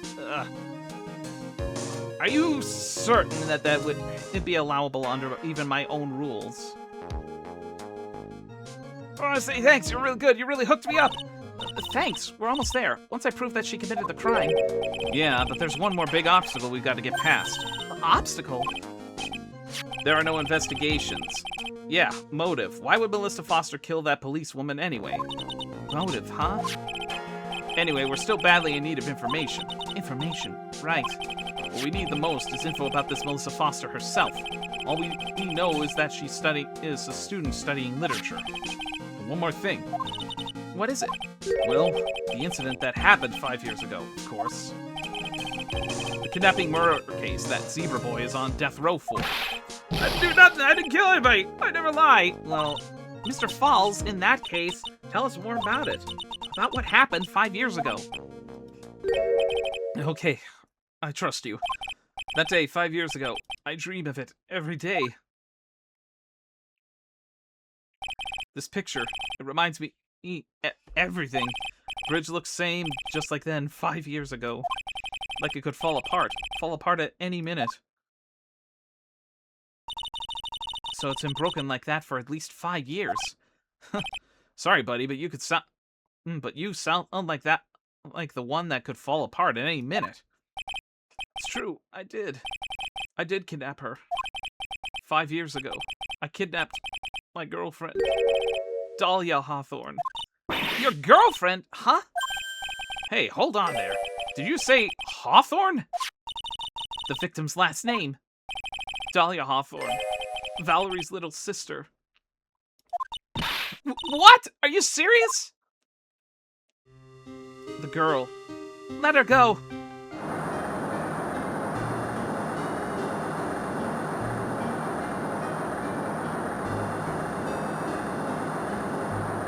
Shut up! Come closer! I'll kill her! Sorry. But you're not going to get the chance.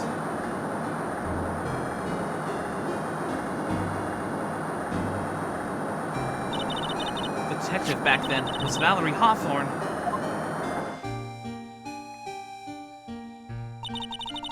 At first I thought shooting someone for a kidnapping was crossing the line, but if it was to protect her little sister, I can understand why she did that. Wrong! No protect sister! Valerie betrayed me! Betray us! What do you mean she betrayed you? Everything. All lies. All make-believe. Kidnapping too. A make-believe kidnapping? Dahlia, my girlfriend. My love. My teen angel. Ugh, did he actually say my teen angel? He's seen one too many soap operas. I do anything he says. Anything Dahlia says. Anything Dahlia says? Hold on a minute. What you're saying is that the kidnapping 5 years ago was planned by... Yeah. Me and Dahlia. And Valerie too. Valerie was in on it? Dahlia's family rich. Jewelry business. We get 1 jewel. That's what we thought. Me and Dahlia wrote kidnap note we sent to her dad. Asked for $2 million diamonds. Tell him to make exchange on Dusky Bridge. We tell him Valerie make transfer because she knew detective. Having a police detective in your pocket is a useful thing, alright. In the end, you were planning on splitting the 2 million 3 ways, huh? Yeah, but that woman...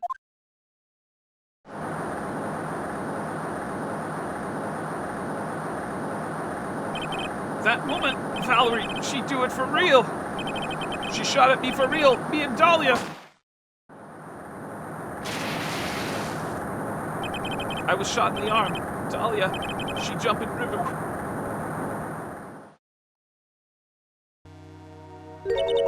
Jump? You don't mean she jumped on purpose, do you? I couldn't do it. I could never push her. Anyway, I blacked out. Wake up with police all over. And that's when they decide to give you the death sentence. I couldn't believe it. That woman, she betrayed me!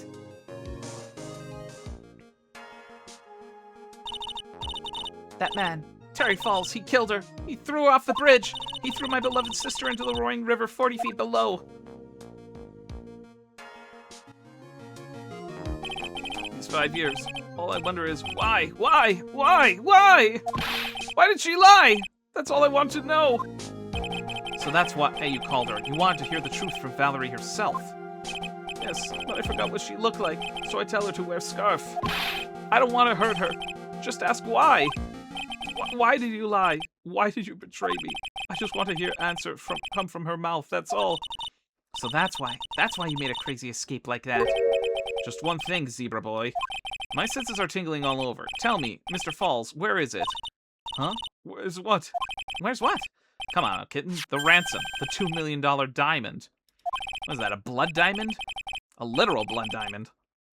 Remember that now? Did you give it back to Pops? Did the police take it? I don't know. Huh? You don't know? No, really, I don't know. It's gone. With Dahlia. With Dahlia? That day, on the bridge. Dahlia put it in backpack.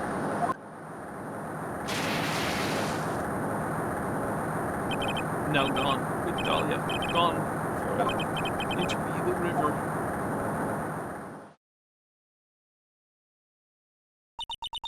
disappeared with Dahlia, huh? Wait a minute. You can come back in now. We're about ready to go. Mr. Falls, just one more question. When you said with Dahlia, do you mean the diamond is still missing? Along with the body of Dahlia Hawthorne? Never found her, my sweet Dahlia. They never found her. Swallowed by river. Gone. Dahlia, my teen angel. Your teen angel? How old was she anyway? Just 14. 14? Oh, I guess you were robbing cradles before diamonds. Wait, how old is this guy if this was 5 years ago? 25? Yeesh! Okay. Yikes. Don't say anything. We'll just leave that to imagination and just move on. She plans a fake kidnapping and disappears in the river with a rock worth 2 mil. Man, oh man, angels these days. Falls takes the fall and gets a one-way ticket to death row. Is Dahlia Hawthorne an angel or is she really a demon? No super puberty here. Yeah. It's time, kitten. Looks like we have a few more aces up our sleeve now. You bet. Train wheels come off now, Mia. You've got not to strike while the iron is hot. That's one of my rules. Remember it. Okay, so I have been doing a little bit of background thinking while I was reading this and all that. So normally under normal rules, I would just limit it to like 1 day, 1 trial section. But it sounds like this case is just takes up the whole, the entire trial. So I'll just take it into consideration of resetting my lights depending on what I see up here. Oh yay! Dirtbag court is now in session. Now then, let's continue with the trial, Mr. Terry Falls. Witness, are you feeling better? Yes, Your Honor. I'll try my best. A brave young lady. Well, if she was 14 at the time, then that means she's 19 now. Not this again. I can understand the defense lawyer wanting to get her client off the hook. However, to try and pin the crime on an innocent student is... What are you talking about? My witness is not the person on trial here. She is an innocent bystander who witnessed a violent crime. That's all. What possible reason could a girl like this have for murdering a policewoman? Certainly hard to imagine this woman as a murderer. Her motive, huh? I figured that's what I have to establish next. Well, Miss Faye, do you have any evidence of a motive? Yes, of course. I think.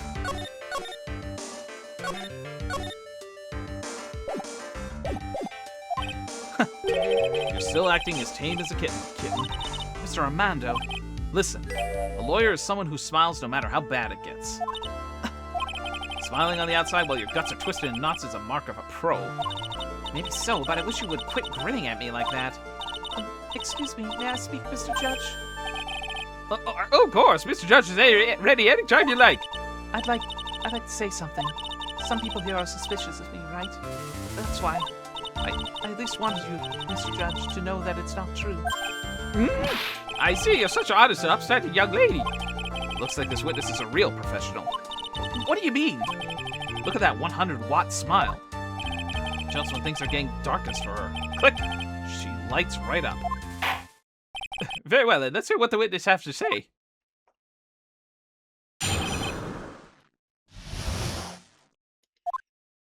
I was out of the country until the year before last. Until I entered college, I had never been to Eagle Mountain before. I certainly don't have any reason for wanting to hurt a police officer. Holding a grudge and killing the officer who testified against you 5 years ago, or kidnapping a poor girl. I just think the defendant is a terrible, horrible monster. Out of the country, eh? Precisely. Furthermore, she has no possible motive for committing murder. Indeed. You're up to bat, kitten. Sharpen those claws and put on your best smile. You bet. Somehow I have to tie her to this case.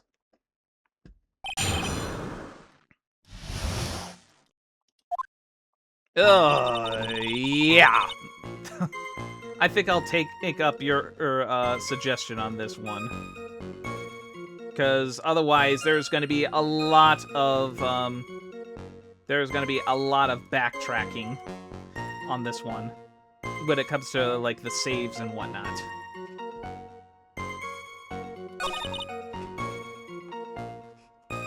Hold it! So what made you decide to go to Eagle Mountain anyway? I just love being outdoors. Picnics, hiking, you know, that sort of thing. You don't look like much of a hiker to me, but you do look like a digger of sorts. But Eagle Mountain is a 2-hour drive from here, and no trains run through there. There are plenty of mountains that are closer and easier to get to. Well, I went there once with the college hiking club. I fell in love with its stark, desolate beauty and its cold yet romantic gloominess. Didn't know you were such a goth. By the way, what's the name of your college? Objection! The prosecution objects to any questions that involve the witness's private life. All that matters is that she's a material witness to a crime. The witness doesn't need to respond to questions that are clearly malicious intent. Thank you. She's really gone too far. Miss Faye, you're treading on thin ice here. I hardly said anything. Talk about sensitive.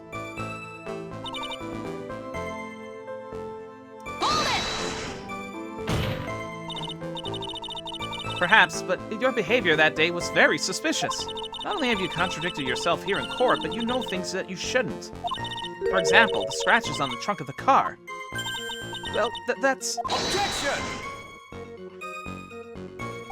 Unfortunately, Miss Faye, your last statement proves nothing. Oh, really? And why is that? The witness came to the police station once to identify the suspect. It's entirely possible that, at the time, an officer showed her this photo. Seems like a rather serious mistake. That's the oldest trick in the prosecutor's book. That's not fair! That wicked inmate, I never be able to forgive that horrible day.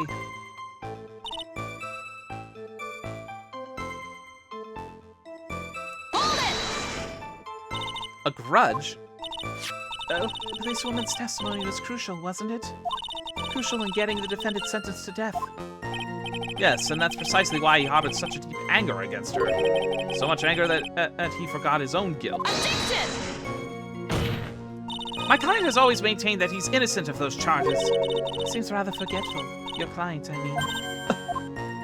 Not only did he forget about what he did, but he forgot about the poor policewoman as well. What do you mean by that? Your client, he forgot what the detective looked like, right? It's too bad for her that he didn't forget about her testimony as well. Well, she's right about that. Mr. Falls is kind of forgetful. You said he forgot what the detective looked like. What do you mean by that? Well, he couldn't tell who she was without some kind of identification, right? Quite right. That's why the victim was wearing a scarf as identification. Why, if I had been wearing a white scarf that day, then he probably would have tried to kill me. That's true. He's clearly a bitter man. This is bad. Mr. Falls' reputation just keeps getting worse and worse. Sometimes it's best not to poke too deep. What should I do with that last statement?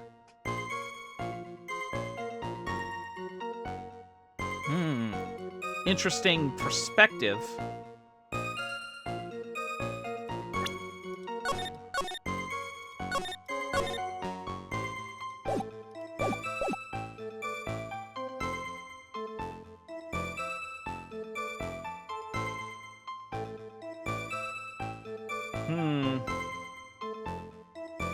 My gut is telling me there might be an opening, potentially. Your Honor, what the witness said just now was tremendously important. I'd like it added to the official testimony. The prosecution has no objection. After all, a defendant is a killer and a mentally unbalanced one at that. That testimony helps to further prove that point. No, that's not why I... Enough! Witness, if you would. My pleasure, Mr. Judge.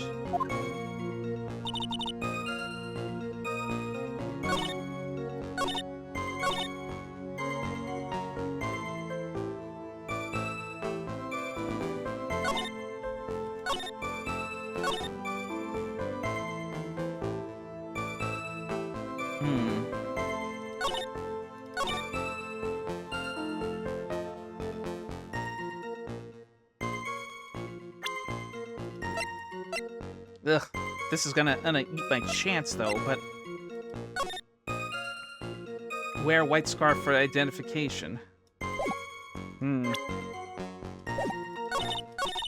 can't let her get away with these lies. Listen to me, she's neck deep in this whole thing. Somehow, you're just going to have to get her to show the court her true self.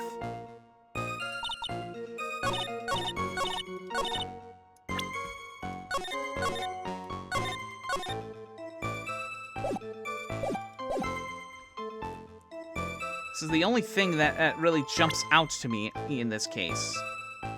Because I'm lucky I wasn't wearing a white scarf.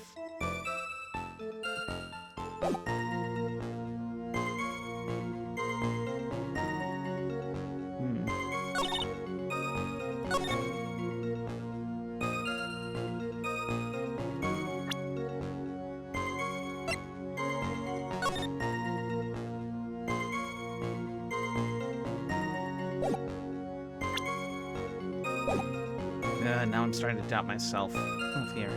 I feel like I'm on the right track, though. Even though, it's ugly testimony, I feel like the contradiction is waiting in there.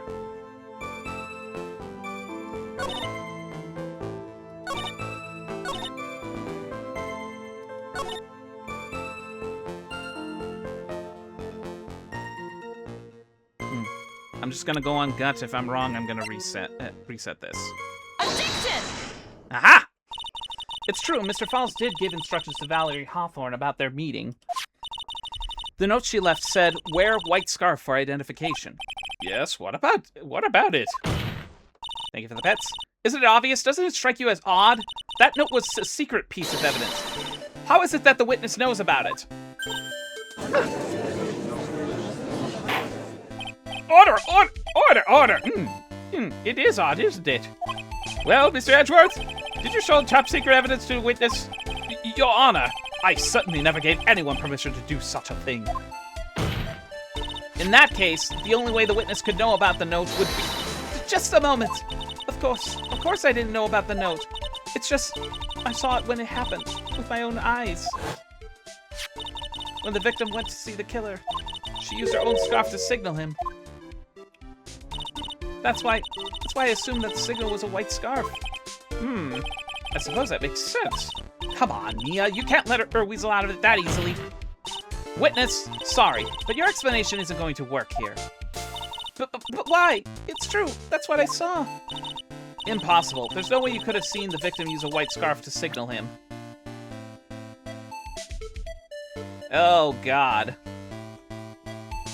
Ugh, why couldn't this have been reset?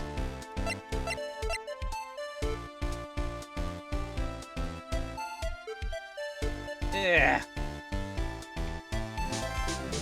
Warned by the victim at the time the incident found out this.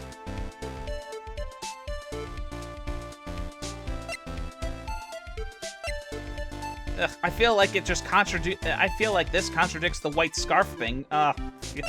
Frick.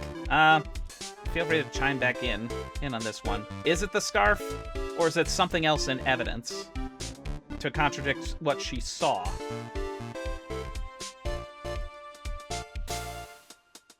It is the scarf. That's what I thought. You said several times in your testimony that the victim was wearing a scarf. A white scarf, correct? Yes. Is something wrong? That's what I'd like to know, Miss Foster. Have a look at this.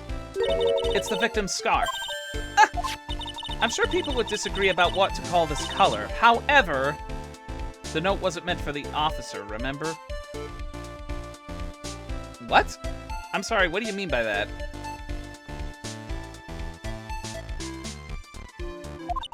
It certainly is not white. You knew what the note said.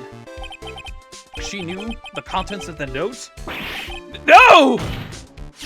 It says, wear white scarf for identification. That's the reason why you said it was white. Well, Miss Foster? No! Order! Mr. Edgeworth, I'm waiting for an explanation! I'm quite sure this note wasn't leaked to the public. And yet, this witness knew exactly what the note said. At the time of the murder, the number of people that knew were quite limited. Terry Falls is one.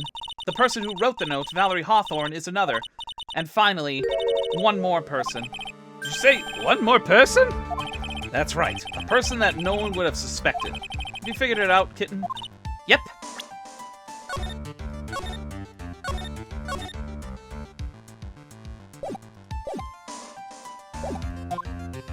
The third person who knew the contents of the note was...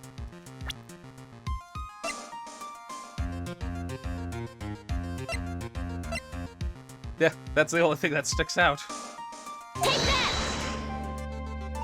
And that person is Dahlia Hawthorne. Dahlia Hawthorne? I've never heard that name before. Look at the victim's note. This is what it says.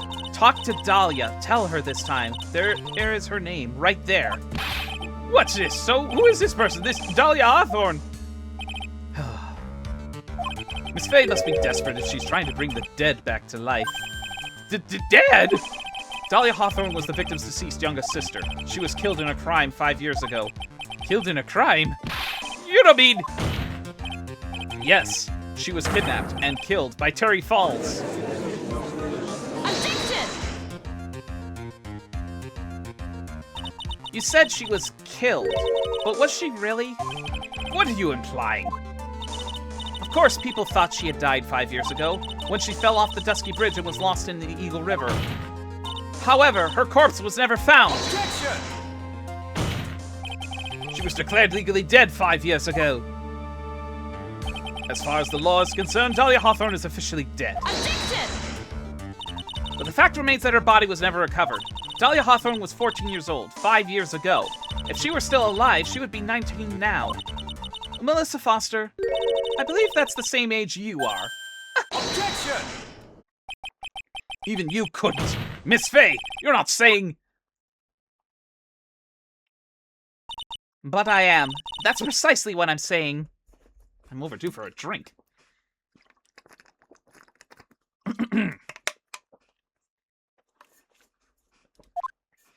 This witness before us is the girl that was kidnapped and killed 5 years ago. The girl is in fact Miss Dahlia Hawthorne! What?! Nice work. That was like tossing a grenade into a 3-alarm fire. But unless you can tie the loose ends together, you're nothing but a hit-and-run arsonist.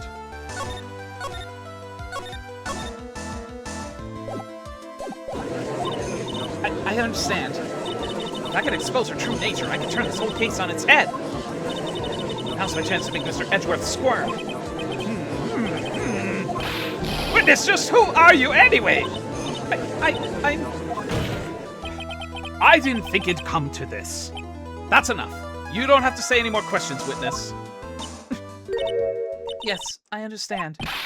What? Mr. Edgeworth, explain yourself! Your Honor, I have an ambition to make. I honestly never thought the defense would pursue this matter this far. You don't mean...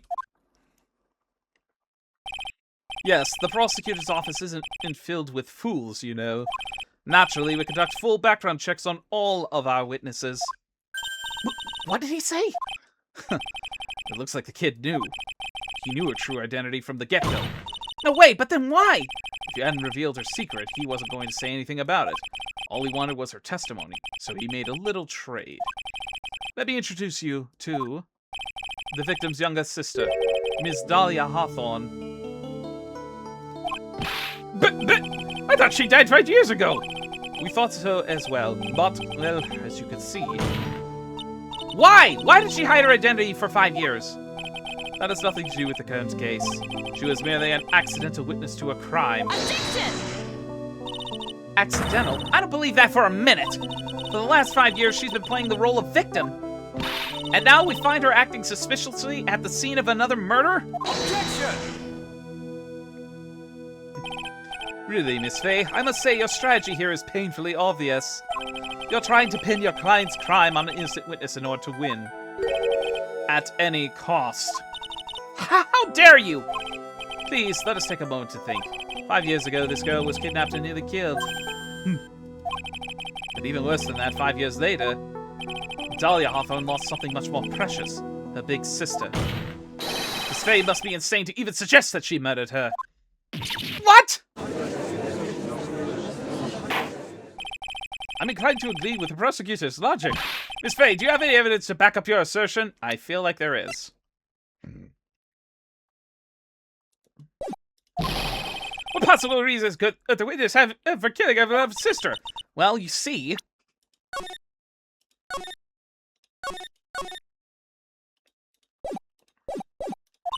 I thought I was just winning, but somehow he's turned it around on me.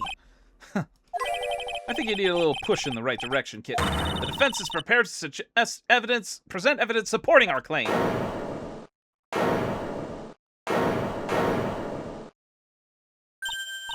That wasn't me. It was this guy, this crazy coffee addict. Objection!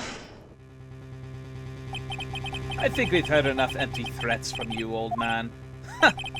What makes you think they're empty, boy? Because your protege looks like she's sweating bullets. I am sweating bullets. You think you're in a tough spot, huh? Of course, aren't I? No. You've just arrived at the moment of truth, that's all. Whether you win or lose, that's up to you. Up to me? The rashness of youth, how charming. It's coming from someone younger than me. Now then, let's not waste any more time. Miss Faye, I'm saving again. What? What motive would this witness have for murdering her old sister Valerie Hawthorne? This is the only thing that jumps out. Take that! What was that? Hold on a moment. What was that half-closed eye look from that judge back there? That was the first time I actually saw him give a look like, I am so sick of this shit. What is this? Is the defense's idea of a joke? So I certainly don't get the punchline. Well, Miss Faye? Oh, that was the rashness of youth. The rashness of youth? And what is your point in furthering such a stereotype? Ah, fuck.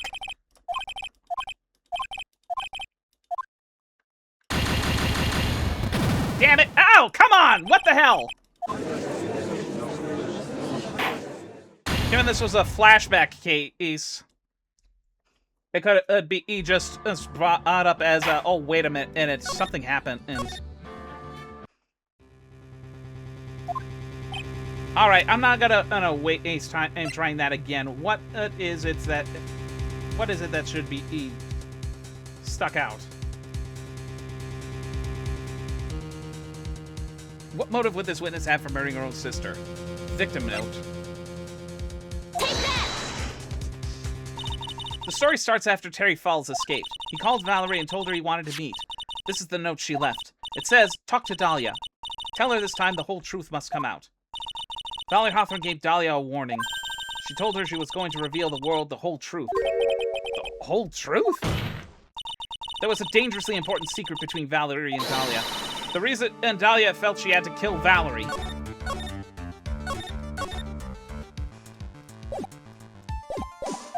To keep her mouth shut permanently. Objection! A terrific story, Miss Faye, if you like fiction, that is. Enlighten the court, Miss Faye. What was this secret that was so important? Where was your evidence? Dahlia and Valerie Hawthorne and Terry Falls. There's only one important secret that connects them all. Oh yes, I know the secret. Your Honor, the defense would like to request further testimony. What testimony? Regarding the kidnapping 5 years ago, we believe will explain a lot of things, such as the nature of the important secret between the Hawthorne sisters. Ugh. Very well. I grant your request for further testimony. I know it would be painful for you, but can you enlighten us once more, my little maple leaf? Yes, I'll try, Mr. Judge. Putting on the old charm one more time, Dahlia? This will be the last time you hide behind your womanly wiles.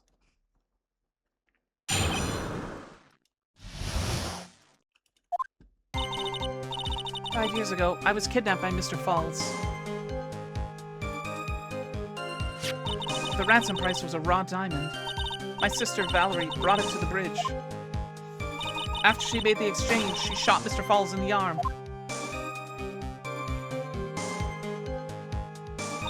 That's when Mr. Falls tried to kill me by shoving me off the bridge from behind. I survived, but I was afraid I might be kidnapped again, and for my family's money. So I decided to change my identity and start a new life. The kidnapping left her emotionally scarred. With her sister's help, she left the Hawthorne family and started all over again. And we're to believe after all that she murdered her sister? Preposterous!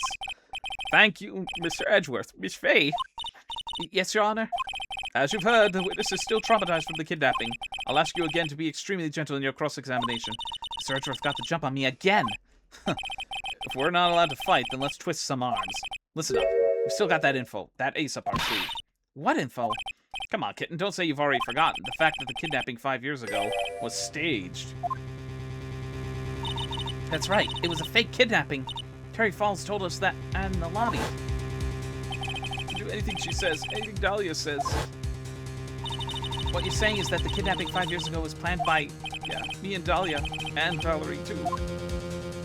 Yes, that's it. The fake kidnapping is your best shot, Mia. That's her secret.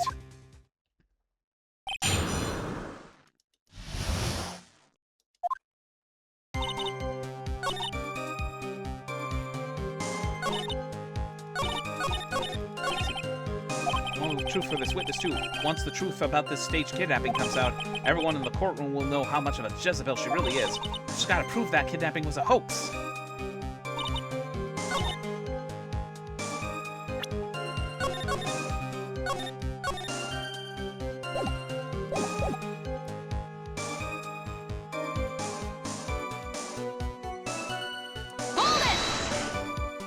I heard the diamond is valued in the neighborhood of $2 million. $2 million? It was still uncut, so it was about the size of a pint of milk. A $2 million pint of milk? I don't know what to think about that. The defendant demanded that her sister, Valerie, make the exchange. Well, as a detective, of course, but as an individual. By the way, I want to ask you, Mr. Edgeworth, why do you think he wanted to make the exchange up there on that mountain? If he ever got surrounded, it would be hard to escape. There's one thing a kidnapper wants to prevent, and that's police involvement. In a place like that, it would be easy to tell if he was being followed. With only one entrance to the mountain, he was ensuring his safety. What a wickedly clever man that Mr. Falls is. Yeah, right. It was all your plan. Maybe Valerie brought the diamond to the mountain and...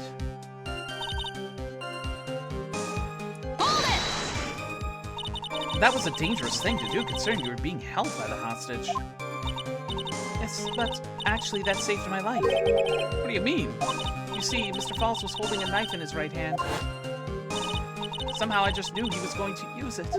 I knew he was going to use that knife to kill me. That's why my sister shot him. It was to save me.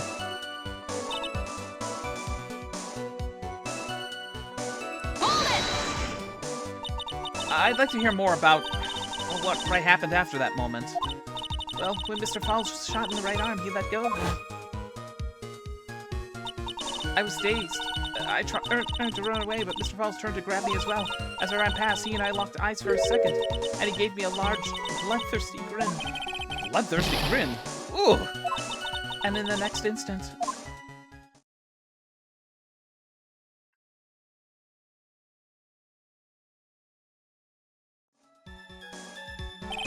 I advise the court to remember that the river is 18 feet deep and incredibly swift. I was a strong swimmer, but I was knocked out. When I came to, I had been carried away by the river to a strange place. I'll never forget that day. The crumbling bridge, nowhere to run. Then just one little shove from behind. That was it. Before my sister could catch me, I fell into the river.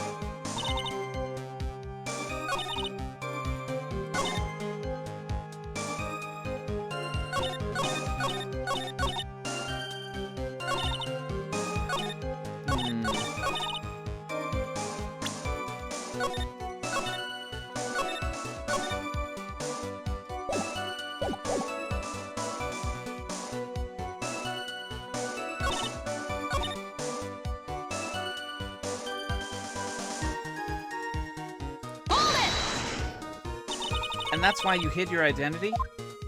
Yes. I only told my sister. Valerie Hawthorne, eh? Yes, she's the only one who knew about me. Meanwhile, legally, this witness had been deceased for 5 years. I didn't ever want something like that to happen to me again.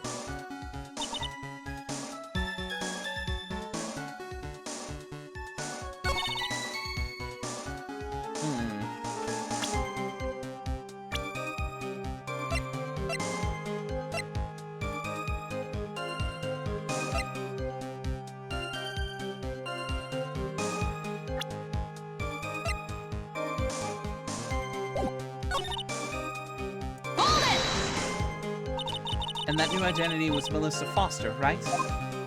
Yes, my sister helped me get the official paperwork taken care of. That makes sense. Without an insider's help, doing all the paperwork would have been impossible.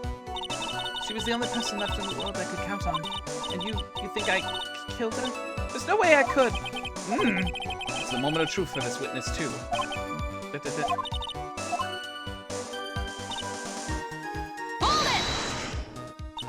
Did you and Mr. Falls have a relationship? Yes, as a tutor. You were tutoring him? Mr. Falls? No, of course not. Don't be ridiculous. Mr. Falls came to the house to tutor me. That makes sense. 5 years ago, she was only 14. He probably came up with the kidnapping plan during that time.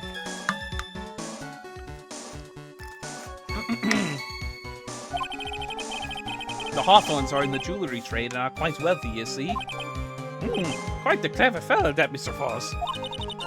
Did I hear him right? Did he just call Mr. Falls a clever fellow?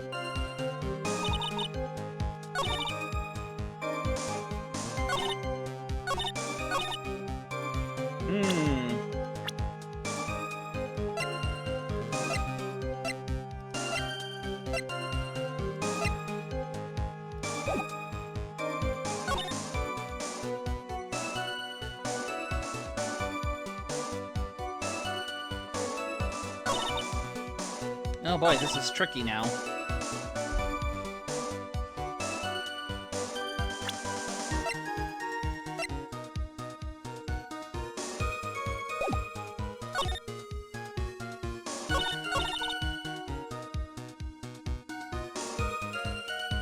Shoving me off the bridge from behind.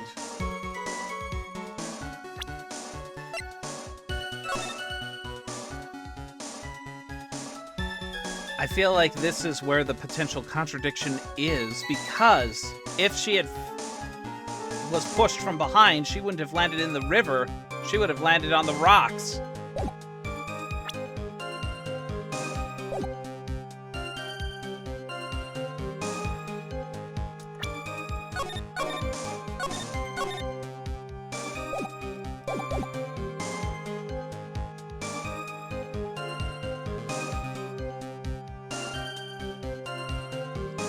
Well, I'll go with what my gut instinct is, because if...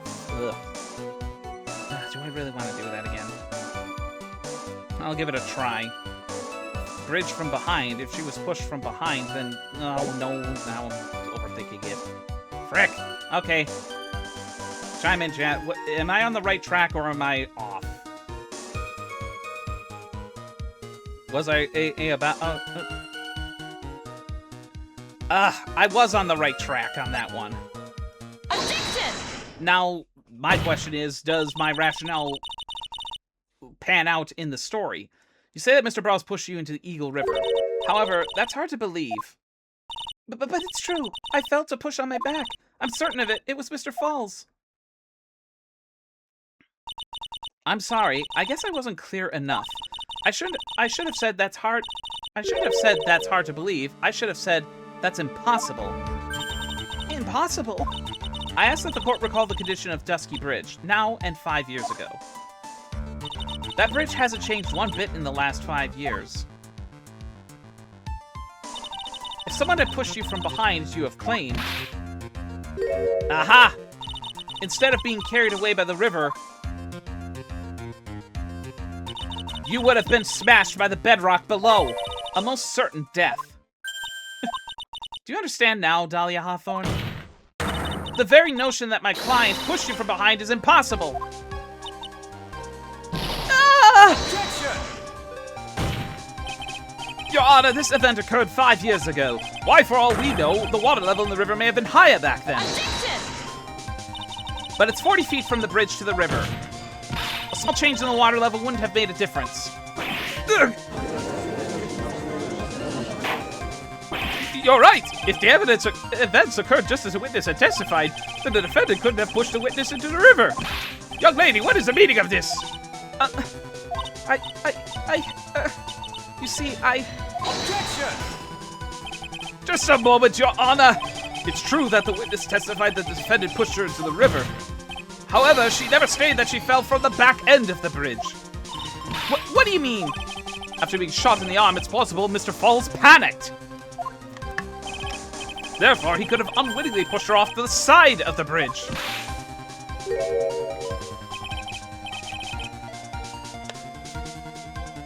If that's true, she would have fallen into the river. Well, Miss Hawthorne, is Mr. Edgeworth's explanation correct?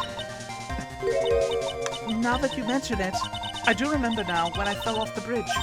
My skirt got caught on one of the bridge's side wires. You can't be serious! Order into court! It seems Miss Faye's assault has finally reached its conclusion. Objection! Not now, Mia. This is no time to retreat. Unfortunately for you, this is just the start of Miss Faye's assault.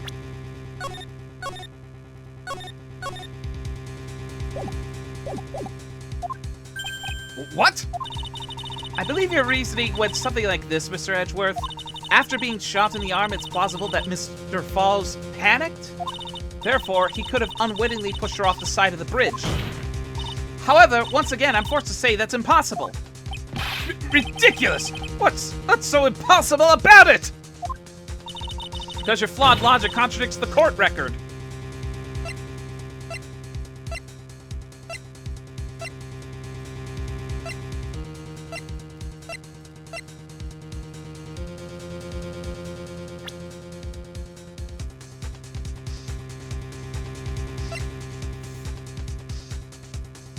Oh boy.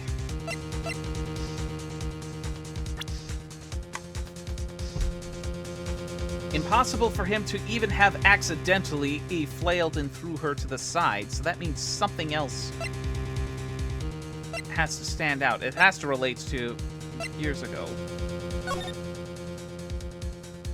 Is it really gonna come back down to the map again? Ugh. I hate it when they do that.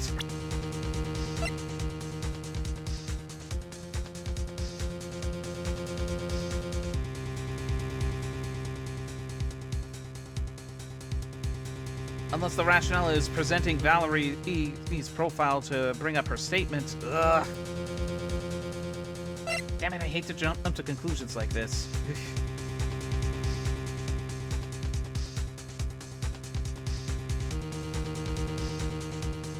Alright, so is it the evidence or is it a profile picture?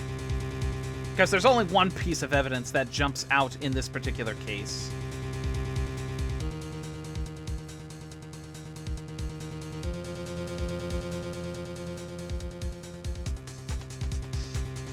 The witness photo. Take that!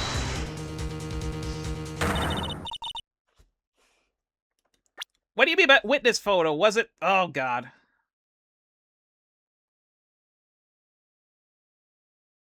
Did I choose the right one, or did I jump the gun on that again?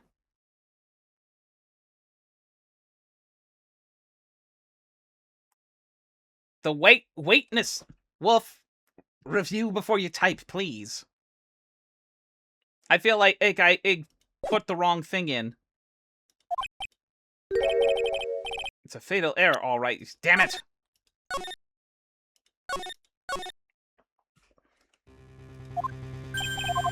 Witness's photo. So it is a piece of evidence.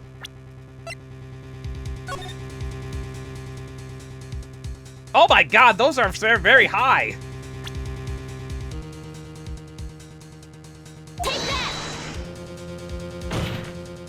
Your Honor, all the answers are right here in this photo.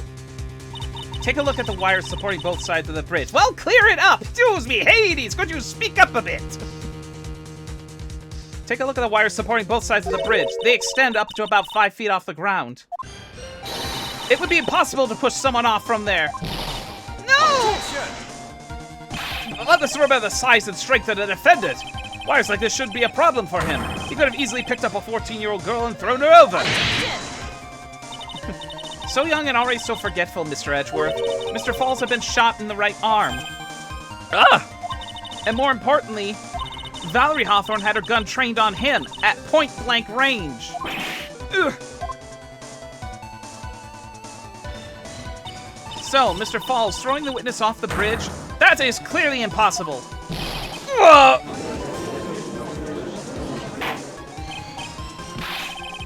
Order! What is the meaning of this?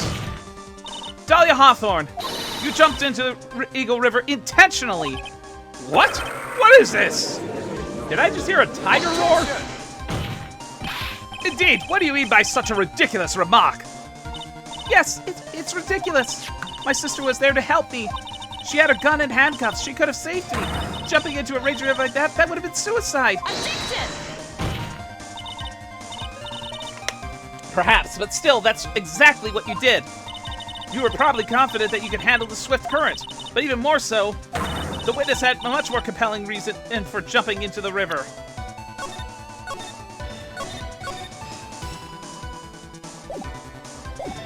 Objection! Oh, then what is it? What was so important that she wants to jump into the river? The witness is still alive. The fact alone explains everything. This is why she risked her life by jumping into the rapids of Eagle River. This is the only thing that jumps out. Take that! 5 years ago, something else disappeared along with Dahlia that day. The item that Valerie brought up the mountain with her. The $2 million diamond. Ugh! No! It can't be!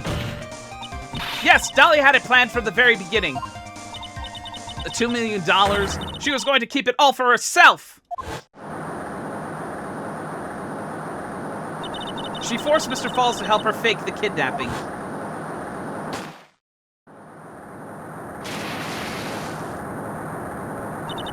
At the last minute, she betrayed him and threw herself into the river, with the ransom tucked away safely in her backpack. Why, that's simply ridiculous! Order, order, order! Objection! Your Honor, 5 years ago, the witness was only 14 years old. Do you really think a 14-year-old is capable of such a demonic plan? Boy, Miles, do I have some news for you. This woman is a demon! And there was one more person who helped make that demon out of her. Her sister, Valerie Hawthorne. You mean the victim was involved in the kidnapping plot as well? Objection! But she was a detective then. You're saying she participated in her sister's kidnapping? Precisely. I'm sure that it weighed heavily on her conscience for the past 5 years. This is the sole reason behind the victim's murder. What do you mean by that? On the day of the murder, after receiving the phone call from Mr. Falls, Valerie called her sister Dahlia, and then she told her what she was planning to do. Planning to do?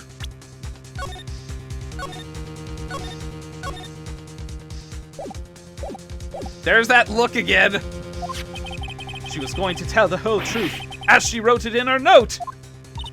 That is what sealed Valerie Hawthorne's fate. That is when you hatched your demonic plan to kill 2 birds with 1 stone. A plan that would ensure neither of your accomplices to the kidnapping would talk. And that is why you killed your sister Valerie Hawthorne.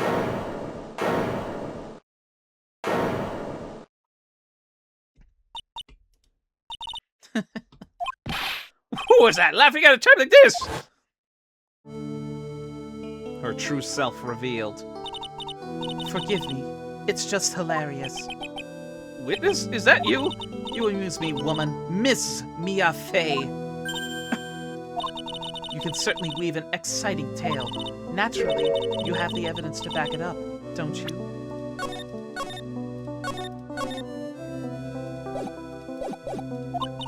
Evidence? Evidence that I planned the kidnapping, of course. That at 14, I plotted it with Mr. Falls and my sister. Well, And one more thing. What happened to the $2 billion diamond? If you can't prove evidence to at least show that. Provide evidence to show that. Well, Miss Fey? I don't know. What a joke. You, Miss Fey. Are you stupid or something? Ugh. How can I prove a fake kidnapping that happened 5 years ago? I don't even have decisive proof of Valerie Hawthorne's murder. It seems that we've come to the end. To be honest, the witness's behavior does raise certain suspicions.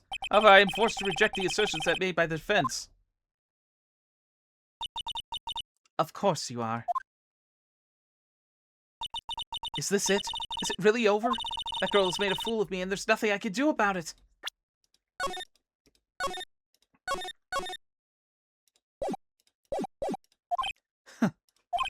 Without evidence, the trial is over? Who decided that? Mr. Armando! Come on now, kitten. Haven't you figured out that you can make your own rules? For example, even if there's no evidence, there's still testimony. Testimony? On the day in question, Dahlia Hawthorne murdered her sister, Valerie Hawthorne.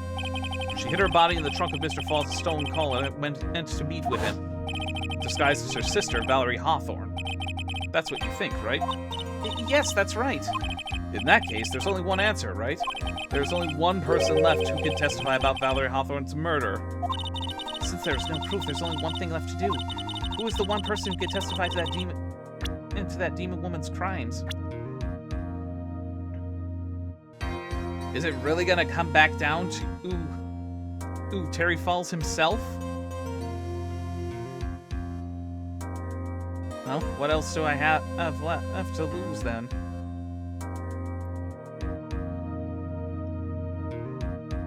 Take that! Your Honor, the defense wishes to call a new witness. A new witness? Yes. We would like to hear the testimony of Terry Falls. The defendant? There's only one person that can shed any further light on the situation. Only one person that knows what Dahlia's role in the kidnapping was. Only one person that can say whether the person in the photo is Valerie Hawthorne, or whether it was in fact her younger sister Dahlia, disguised as her. There's only one person who can solve this riddle once and for all, and that person is Terry Falls. Well, Mr. Edgeworth, what is your take on this? Why not? The prosecution has no objection. Very well. Bailiff, bring the defendant to the witness stand. This is my last chance, Mr. Falls. My last chance to establish Dahlia's guilt. You're all I have left.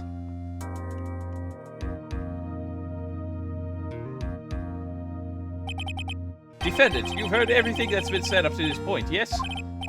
I don't believe it. No way. Dahlia died 5 years ago. Valerie betrayed me. Mr. Falls, I don't know what she said to you 5 years ago, but one thing is clear.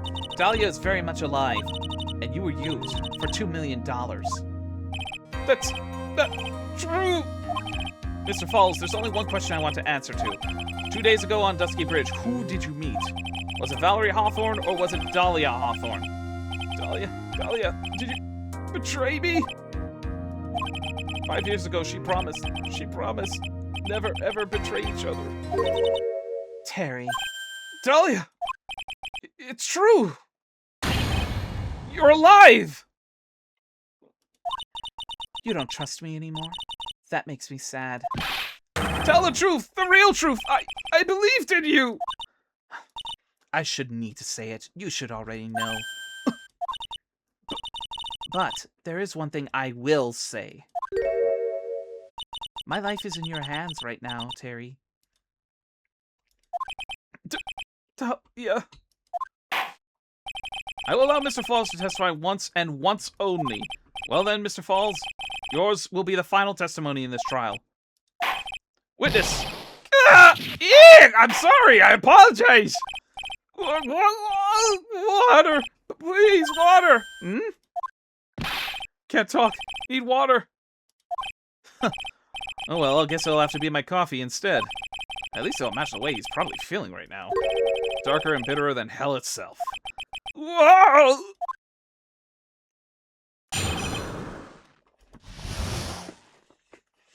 Oh, that day, 4 p.m., I stopped the car. I was in front of the bridge. She wasn't there, so I waited on bridge.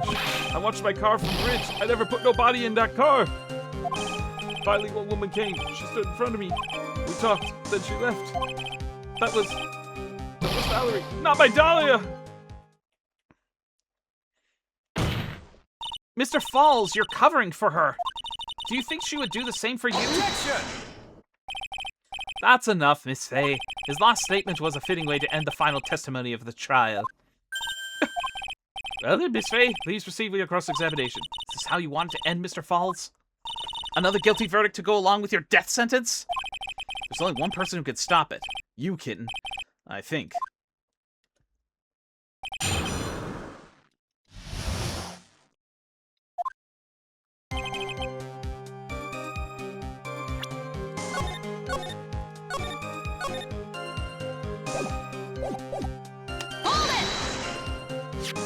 According to the notes, the meeting was supposed to take place at 4:30. You certainly arrived early, didn't you? It was raining. Already dark, too. You waited on the bridge for 30 minutes? Mr. Falls? Eagle Mountain, that spot. Strong memories. Why did he just clam up? Could be he's hiding something here? You were quite early, so you waited on the bridge, correct? Yeah, I like waiting. I'm used to it. I'm sure he is. Zebra Boy waited 5 years to ask a single question, to find out why a woman betrayed him. To him, 30 minutes must have been like a blink of the eye.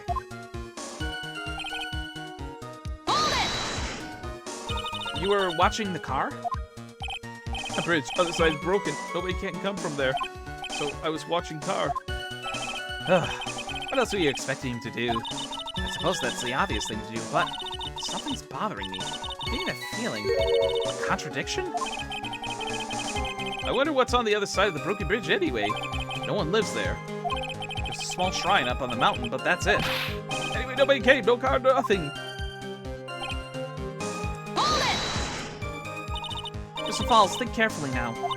Are you certain that it was Valerie Hawthorne? I never lie. It's the truth.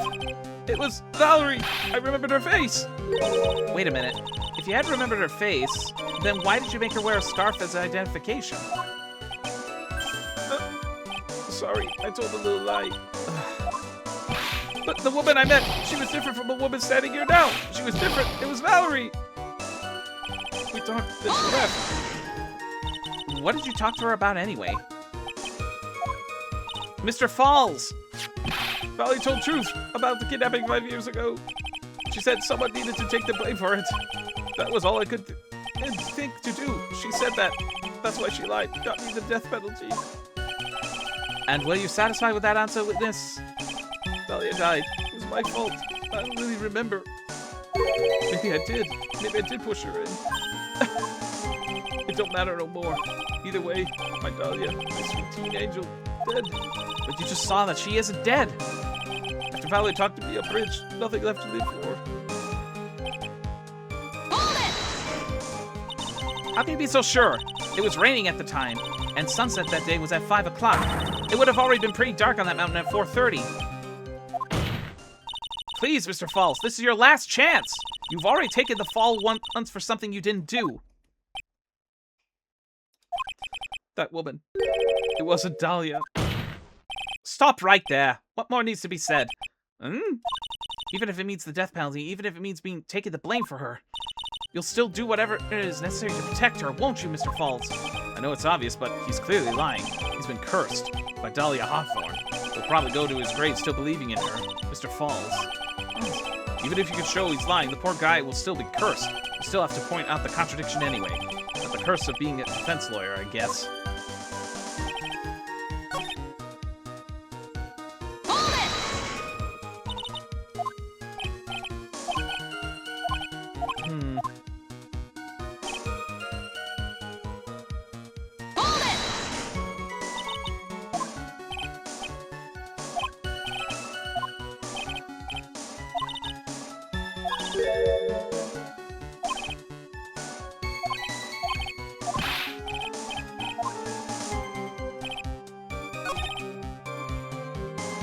I watched my car from bridge, never put by. Man, if it is coming down to the map, this thing is sure getting a lot of miles out of this. It's kind of driving me nuts.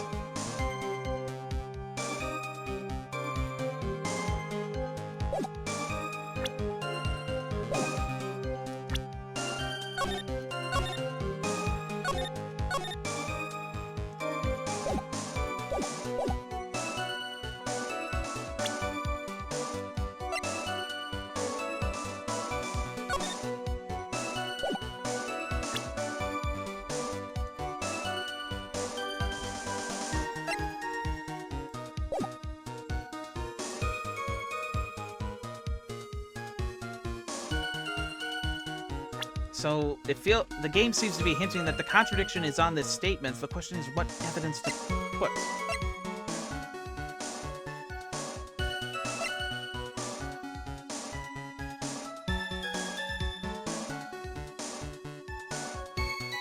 Let me press once more just so I can refresh.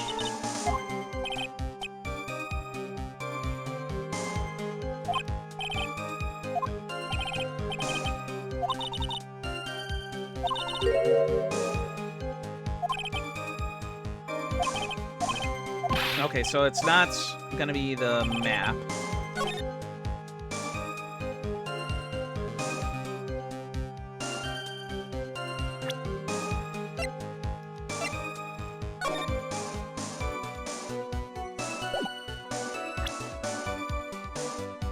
I never put nobody in that car.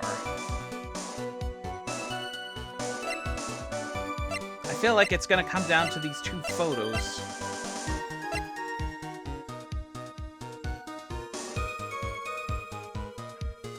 watched my car from the bridge, I never put no body in that car. But if you were watching from the bridge and someone finally approached, then they wouldn't already be on the bridge. Objection! So when you got to the bridge, no one had arrived, huh? So you waited on the bridge. You sure of that? Yeah, I'm sure. You're sure, huh? Well, then I'm sure too, Mr. Falls. I'm sure that you're lying. Thank you for the pets. Huh? What? Oh, I would love to hear your rationale on this, Miss Fay.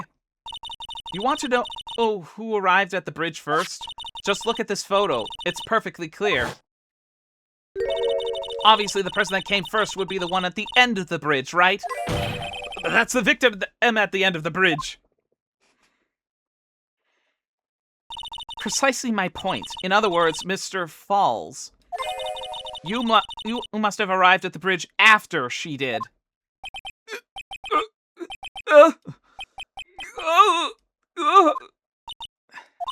Mr. Falls, please don't get so worked up. We just want the truth. I got there around 4 o'clock. It's true. I had somewhere to go. A special place. Did you go to a special place before you went to the bridge? Yeah, it's an old temple about 15 minutes from the bridge. 5 years ago, me and Dahlia, we promised each other. We swore we wouldn't betray each other. She brought on a memento to represent our love. A memento? 5 years ago, I hid it under the base of the tree there. It's a special memory for me. This is it. This is what I went to get. It's the necklace from the first case in this game. This little bottle of oil on a necklace is your memento? It's quite charming, but it looks empty. Your Honor, you heard what my client said. He arrived at the scene at 4 o'clock. But then he had left his car unattended and walked away. He was gone for approximately 30 minutes. Ugh. With that much time, Dahlia Hawthorne could have easily hidden the body in the trunk of his car. No! Indeed, there certainly was enough time for it. I still got a chance. Mr. Falls, there's no mistaking it.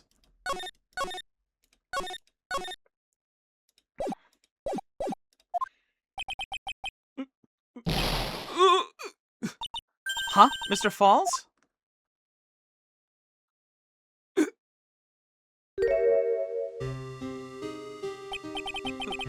That's enough.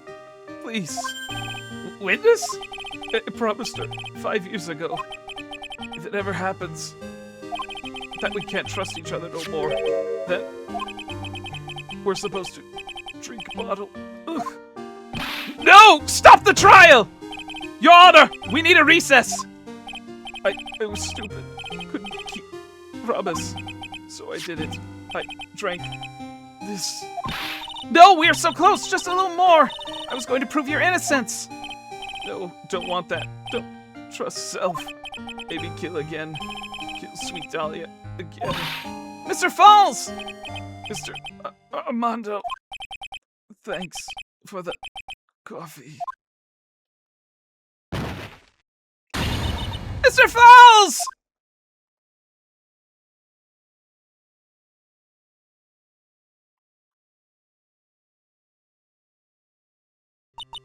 And so my first trial ended, suddenly and tragically. It ended with no winners, only losers.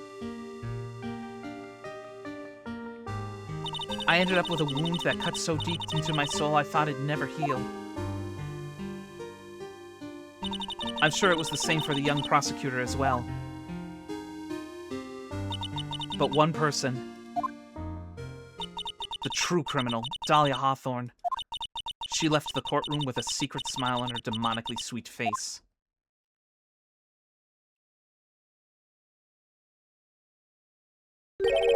Unforgivable, that witch! Mr. Armando, we were so close to the truth. It was right there in front of us. You were just a little too soft, kitten. It's my fault! It's all my fault that Mr. Falls killed himself! Don't cry, kitten. You're going to take and make my coffee all salty. I knew it! I knew I wasn't cut out for this! Mia. Don't you get it? You can't cry yet.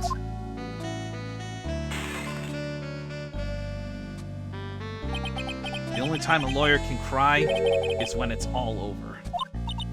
Mr. Armando.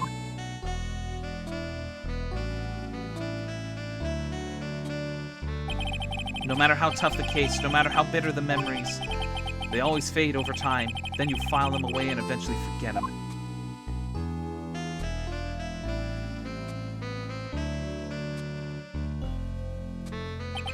One year later, in this very same courthouse, I myself got wrapped up in that case.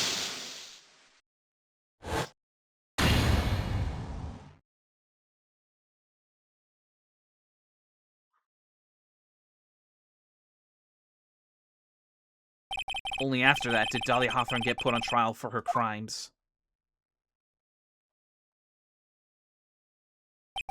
The verdict that was ultimately handed down to her was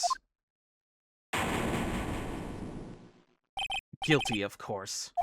Naturally, when the verdict was read, she had a perfect, angelic smile on her face.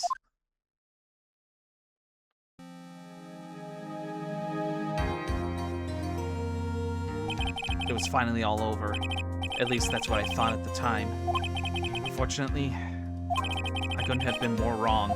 It's been 5 years, but now something has happened that's made me remember all this.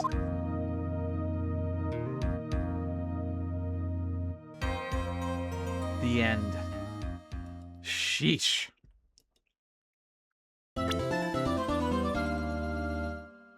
Bridge to the Turnabout. New episode has been added. What now? Oh, has been added. Ugh, what next? Yikes. That was a heavy ending.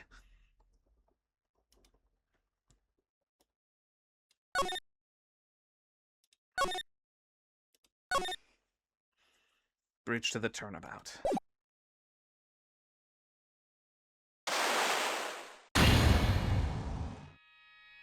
Statue of Ami Faye. Shichishito, the treasured Korean village heirloom, whose name means seven-branched sword.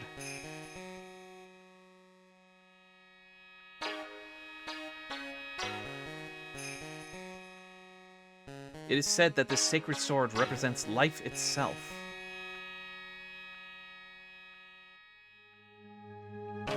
Though the branches may appear to be infinite, the choice is limitless.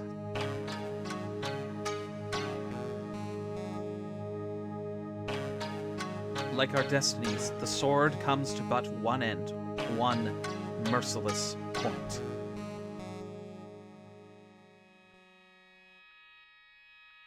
And when the silver cord, the fragile thread that binds us to this world, is severed,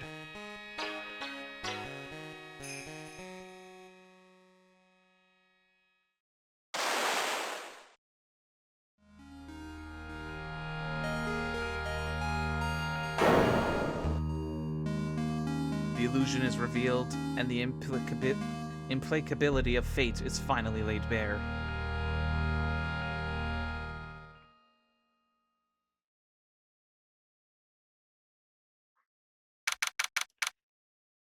So this is the final chapter. 9:48 a.m., Wright and Company law offices. Hey, Nick. Yeah, what is it? You know how I've gotten spiritual powers, unlike you? Sure, you're a spirit medium after all. But just like you, if I don't keep my powers sharp, they get dull, right? I guess so, yeah. Glad you agree. Okay, Pearly, you're up. Pearls? So, that's why we need to go on a special spiritual hotspot tour, Mr. Nick. Huh? I'm lost. What's this magazine you're shoving in my face? Why does that face look very vaguely familiar there? It's the New Year's issue of Cult! Winter Spiritual Location Special. Oh, Pearls look so happy. That's about your spiritual powers with just one night of intensive training. Oh, it sounds too good to be true. I'll say. It sounds more like a scam to me. It's at a spiritual restaurant called the Hazakura Temple. It's way up in the mountains, and I bet it's nice and cold. Just perfect for training. Now I definitely don't want to go. You know, I think I've heard of this temple before. It's a famous channeling dojo. It's hard for even real spirit mediums like us to make reservations up there. Reservations? For a temple? Are you serious? Don't worry, I've already made special reservations just for us. Yeah, I signed up for the special course. That's nice, and the timing couldn't be better. Since we don't have a case right now anyway. Alrighty then, it's settled. Well, come on, don't just stand there. Start packing your stuff. Yes, Mr. Nick, you better start packing your stuff. Huh? Me? Why do I have to go? Well, we have to be accompanied by someone over 20 years old. Hey, I don't have anything to do with spirit power. The only thing I can channel is a TV. And what about this? So, is there a heated pool at this Hazakura temple? No, but you could stand under a freezing waterfall. Why would I want to subject myself to that? Sorry, but I think I'll pass. I hate cold places. What? No way! How can you be so selfish? Come on, Mr. Nick, look at this place. Doesn't it look beautiful? Nope, not going. I'm gonna be nice and toasty at home. What the? Yeah, exactly what I was thinking. What is it, Mr. Nick? Let me see that magazine. Dahlia? This nun. Is she a friend of yours or something, Nick? This girl. It's... My name is Dahlia Hawthorne. I just want to say, it's an honor for me to be here in your noble presence. Honestly, how can any woman ever count on you for anything? You disgust me. But it can't be. She was found guilty and should be in prison. Mr. Nick? I'll go. Huh? Hazakura Temple. I said I'll go. Yay! Isn't that great, Pearly? Yes! Oh, thank you, Mr. Nick! You'll do anything for Mystic Maya, right? Even walk over burning coals, right? Oh, Cult. New Year's issue received from Pearls. Dahlia Hawthorne. I knew there was no way she could possibly be at that temple, but I just had to see it for myself. Who this nun really was.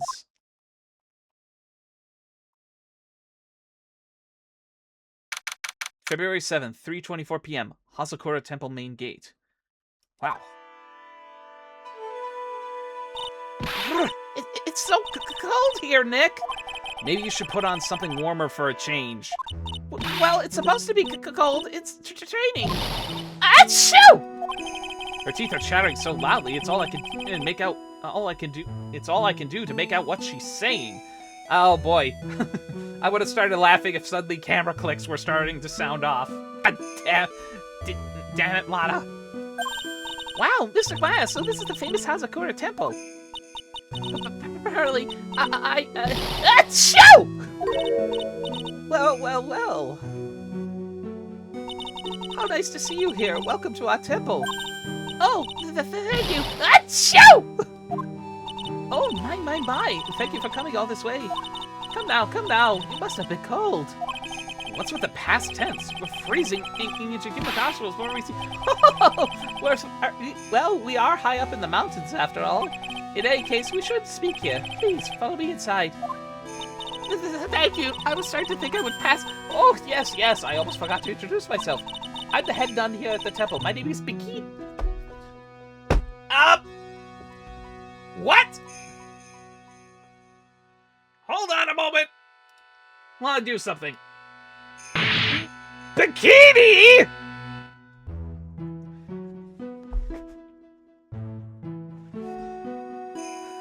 She doesn't have a bikini, or does she? Oh, brother. What the flying frick? Bikini? Shut it, Munts! That's right! Actually, that's my temple name. What do you think? It's a tradition to have one, and I wanted something that has a nice image to it. I do not... Dick! Jeez. That does not give me any positive images, I can tell you that. That's false advertising. So I thought, why not choose a bikini? Besides, it makes me seem younger. It certainly does. Oh, I signed up for your special course. Well, my. Quite brave of you considering how cold it is. Young people can be so reckless with their health. Don't blame me if you become one with those your channel. Reckless? What? Huh? Maybe you should take it easy tonight, Mr. Maya. We could come back another day. But you went through all that trouble to get reservation for me. Yes, that's right. You've come all this way. So please, enjoy yourselves. There's still time before supper, so why don't you have a look around? So what's a channeling dojo anyway? Oh, my. You don't even know that? Forgive him, sister, for he knows not what he is saying. Well, just call me Bikini and forget that sister part. No, I will... Jeez. Charlie Dojo is basically a spiritual training ground. We have special holy items prepared here to help people boost their spiritual power. Holy items? If you trade an entire evening surrounded by these items, it's quite mysterious. The spiritual power of these items seems to envelop you. Wow, she must have just gotten off the trolley from the land of make-believe. So what is this trip to? You must be easily devoted to be interested in that at such a young age. It's a training session where you set on a block of spirit ice and chant a spell 30,000 times, all while being showered in freezing cold spirit water. It's February now, right? You have to be careful this time of year. If you don't watch it, you'll catch pneumonia or maybe even die of hypothermia. So be careful, you hear? How am I supposed to be careful? Oh no, I knew I shouldn't have signed Mystic My out for this. Sister, about this picture. Well, look at that. I must say, I look rather divine here, don't you think? Oh, yeah, unforgettable in every way. You mean it? Oh, I knew it! The makeup was pretty tough, but Iris helped me out. Iris? The cute little girl in the photo. She looks like me, doesn't she? We're just so small temple here, so she and I run the entire place. Really? That kind of sounds like fun. Sorry to cut in, but this Iris, where is she right now? Oh, just listen, you haven't come all the way up here just to find a girlfriend, have you? No. That's not what I had in mind at all. Anyway, Iris is in the inner temple preparing for this evening. Inner temple? Yes, that's right. Iris will be back this evening. Why don't you go have a look at the main hall for now? So she's in the inner temple, huh?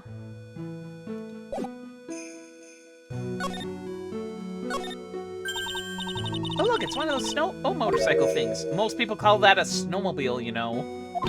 Snow motorcycle sees snow blow meal, same thing.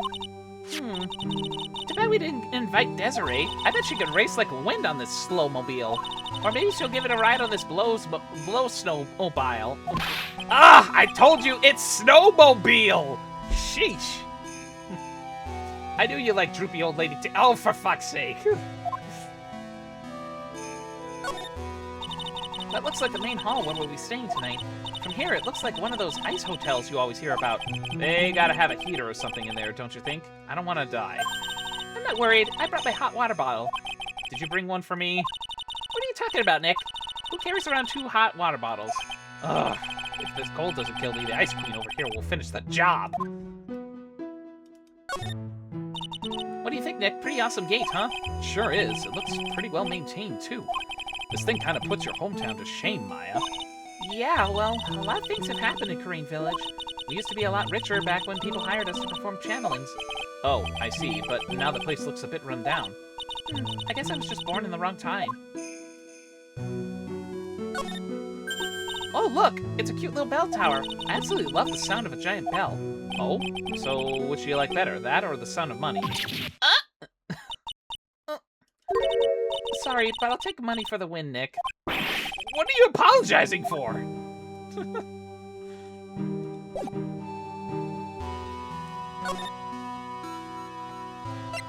What the heck? Oh boy. Wow, that is a very worn Yasakani. Or Magatama.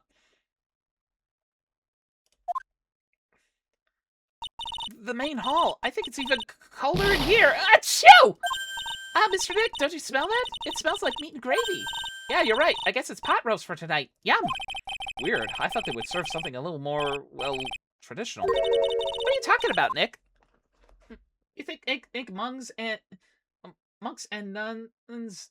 Yeah, you think monks and nuns just sit around eating rice and gruel all the time? Mr. Maya's right. Oh, I hope there's mashed potatoes too. I love mashed potatoes. You and me both. What a cute little acolyte. Greetings to all of you. Oh, hello. Wow, this lady makes Maya look like a 6.8 on 8 out of 10 on the weirdness scale. Weirdness? Your outfit. Did you come here for the special course too? Unfortunately, no. Actually, I'm... Ah! Your Miss Elise is... What the heck is that last name? Downim? Youtsnim? I'm pretty sure it's probably pronounced the first way around. Downim? Elise Downim. Yes, that's right. You know of me?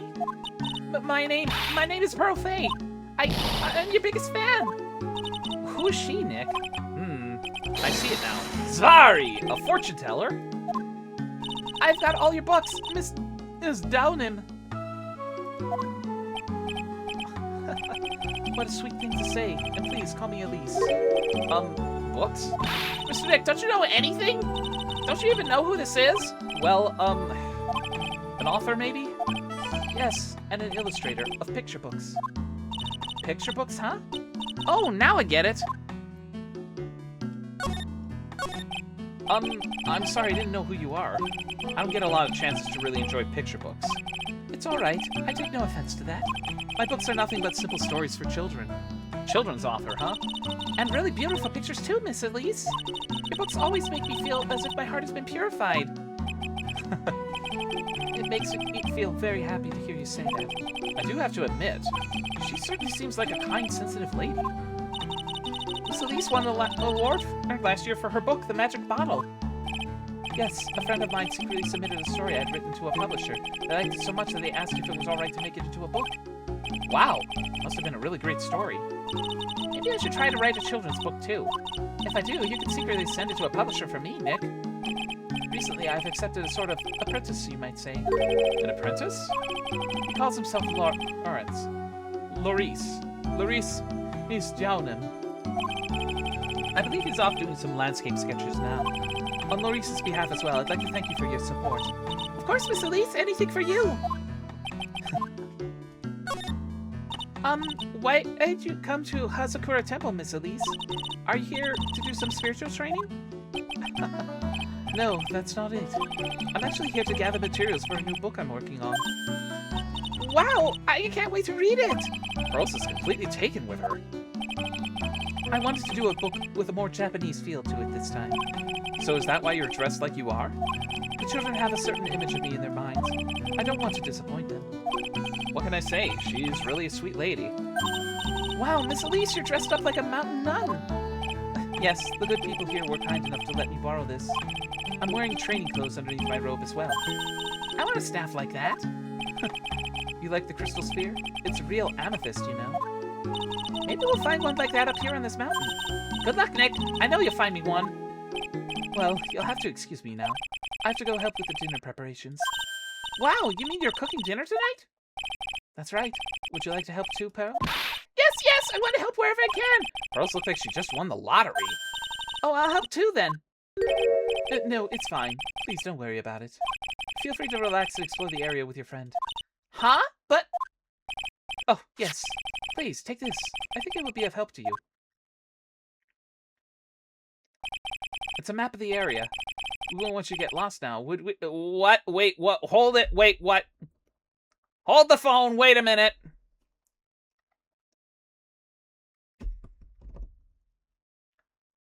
This is Eagle River, isn't it? Yes. Oh, Lord Almighty. The inner temple. There it is on the other side of the bridge. Well, if you insist, I guess we'll take this chance to check out the other temple. Okay, I'll see you two later then. Remember, you're not allowed to fight. Come on, Nick. Let's go. At least we'll stay warm if we keep moving. There's a laughably large Magatama on the altar. If I could see the Cyclops with the tiny Magatama I've got, I can only imagine what kind of power this bad boy has under his hood. There wouldn't be Cyclops at all. You just instantly break them and have them tell the truth. It's an altar. It looks a bit old, but someone does a good job taking care of it. Speaking of altars, I remember seeing one like this in Korean Village last year. I guess they really do have something to do with spiritual power after all. It's a stack of straw zabuton cushions. Maya told me this type of zabuton is called Enza. I suppose if I never come here, I'd missed out on all these new things. I bet the writing on these sliding doors are instructions for spirit channeling, kind of like how we scribbled math formulas on the bathroom walls to remember them, except we couldn't go to the bathroom during tests, and I can't read these walls. There are straw zabuton cushions arranged around a hibachi brazier. I haven't seen a layout like this since I saw this really old Japanese movie on TV. If it wasn't for this hibachi, they'd probably freeze to death. Alright, looks like that's all we can look for here, so back to the main gate. Huh? Where did Sister Bikini go? I guess she went to the inner temple to help that other nun out. Oh, right. I think her name is Iris? Yeah, that was it. I want to find out who Iris really is, but I'm scared of what I'll find.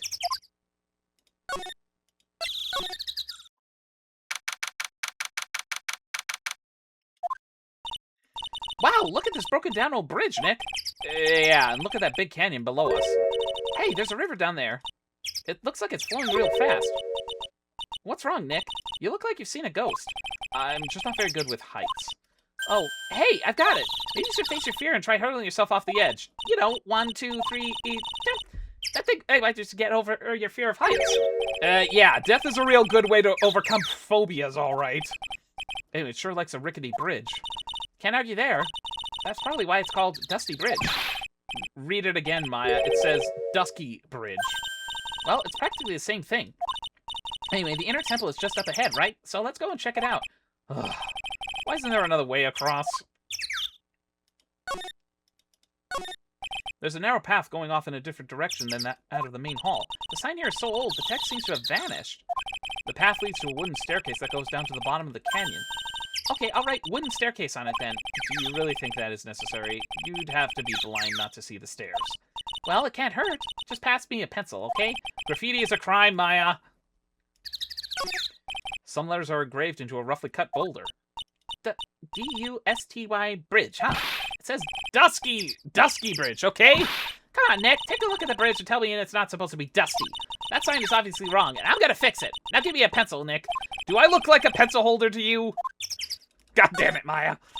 I can't believe there's a public phone here. Who would ever use it? The people who live here, I guess. I doubt they have real phones here. Yeah, but it took like 20 minutes to walk here from the main hall. It would have been smarter then to build the main hall here, don't you think? Maybe you should work on channeling someone who makes logical sense, Maya. Come on, Nick. Why don't we hop across the bridge? It'll be fun. I'm not so sure. Yeah, it looks like a bunny hopping across the bridge would destroy it. Okay, Nick. Then let's try to find a cute, fluffy little bunny and test your theory.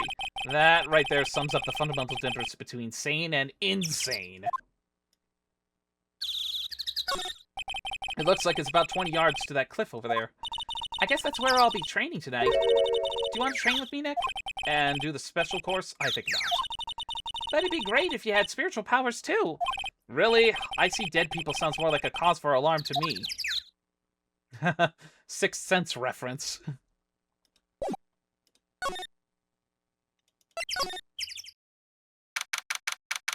Oh, we made it across the bridge. Whoa! That bridge was shaking like jello in an earthquake. And at least half the wood on that rickety bridge was rotting, I bet. That's a bet you the last part only had like one board left on it. What's wrong with you? Your face is all green. Can you not pick on me for a second? I'm still trying to get over the shock that we made it safely across that death trap. Yeah, I guess I'm a bit surprised, too. Yikes, that temple is in bad shape. It looks like it could collapse at any time. I guess people don't use it too often. Is this really where you're going to train tonight? That has to be it. It's kind of creepy around here, like a ghost might jump out at you or something. A spirit medium afraid of ghosts? Isn't it ironic, don't you think?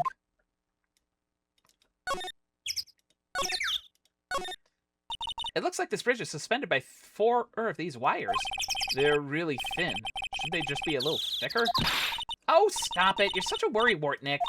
If the bridge were really going to collapse, I'm pretty sure the boards would break before these wires ever did. What's wrong? You're turning into an overripe avocado again. Oh, whatever. I don't care how much you pay me. I don't want to cross that bridge again. No worries, Nick. No one is offering you any money. That's because no reasonable person would call that pile of popsicle sticks a bridge. The latter half of it was nothing more than a few planks of wood and some string. Hey, if we want to get back, we've got no choice but to cross it again, you know. Maybe I'll just stay. I've always dreamed of living in a little shack in the woods. Wow, you really are scared, aren't you? Probably in more ways than one about that thing. Oh, wow, look at these neat Buddha statues. Maybe I'll take one home with me. Maya! But there's so many, they wouldn't notice if I just took one. Are you kidding? Of course they'll notice. What are you gonna do with one of those anyway? Put it in the office, of course. We could trade that wooden statue in the office reception area for one of these. You know, come to think of it, where did that wooden statue come from anyway? I've already forgotten what it looks like. Hey, there's a giant robot buried in the snow! Well, there's something buried in the snow, but I think it's an incinerator. Oh, you gotta admit, it looks like a lot like a robot.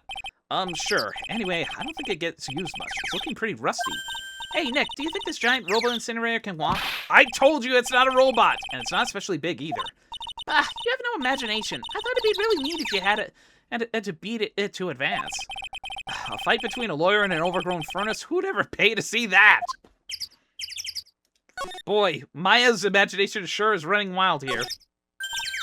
Hey, a half-opened gate. That's practically a welcome mat. Yeah, except the sign on here says no entry. Nick, rules are made to be broken, you know? You expect a lawyer to go along with that? Oh, come on. You're such an old lady sometimes. Let's just go. Don't blame it on me when Sister Bikini puts a curse on you. Now you've got me scared. Let's just forget about it, okay? Okay, good. Curse of the Bikini! That's quite the nightmare. Look, there's something written on it. I can't read it, but I had to take a good guess. I'd say it says Inner Temple. What's the point of a sign if you can't read it?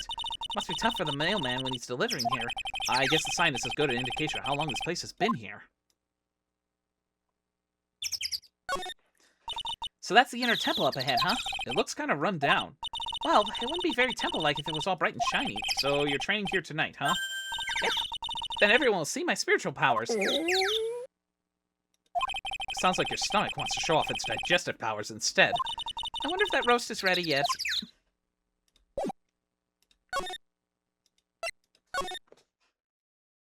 Oh my goodness. Is this a training hall or a dungeon? I feel like I should get I just feel like I should get a party going at the very least. Man, look at this place. It's just a tiny freezing cold room. So this is where you'll both be training, huh? Huh? What do you mean by both? I'm the only one. Really? But I thought Pearlie's just a little kid. She couldn't handle this kind of intense training. So says the girl who I can barely hear over her teeth chattering. Anyway, the real training room must be behind that door over there. Yep, definitely getting the feeling it's back there. Even I can sense that there's something supernatural about the cavern behind that door.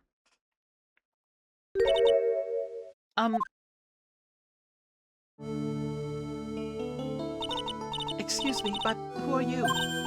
Ah! You're... Hi there! We're just looking around since we're going to be staying here tonight. Is something wrong? No, it's nothing. I wonder why she's spaced out like that, don't you, Nick? Did you say something, Maya? Not you too, Nick. My name is Iris. I'm one of the nuns here at this temple. I'm Maya Faith. It's a pleasure to meet you. The pleasure is mine. Oh, please excuse me. I have some chores to attend to. She sure is beautiful.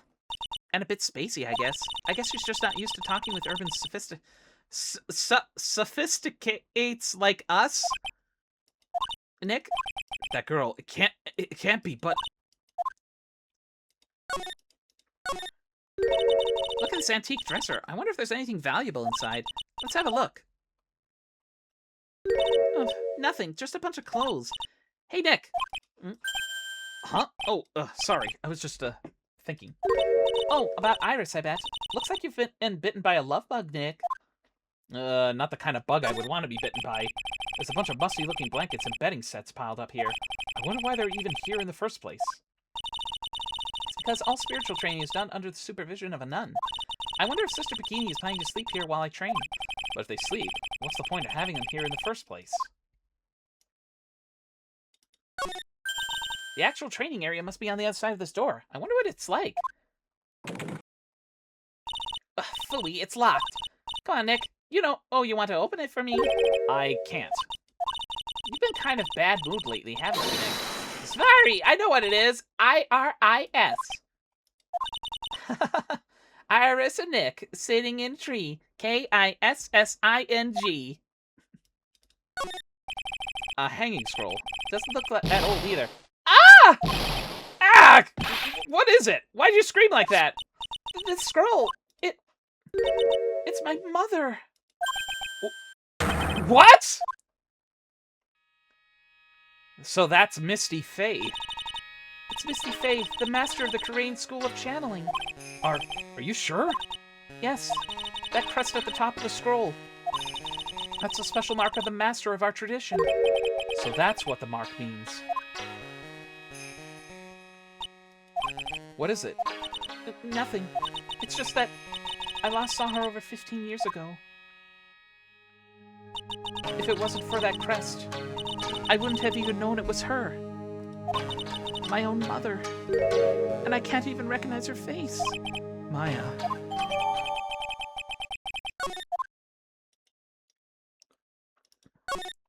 It's a hanging wall scroll showing Maya's mother, Misty Faye. It's not that old. That crest at the top is the official mark of the master. I wonder if this temple has some sort of connection to the Faye family. I think it does, actually. Supposedly, it was founded by a branch family member of the Korean school. I'll have to ask Bikini in more detail when I get the chance. About Maya and the Faye family in general. Well, this has definitely been an interesting romp here, but I guess this is where we're gonna wrap things up for today and pick things up next Sunday. Whew. Talk about it's turnabout. It's really I'm really starting to wonder what this case is gonna bring in terms of story, and I better prepare for heavy stuff up ahead.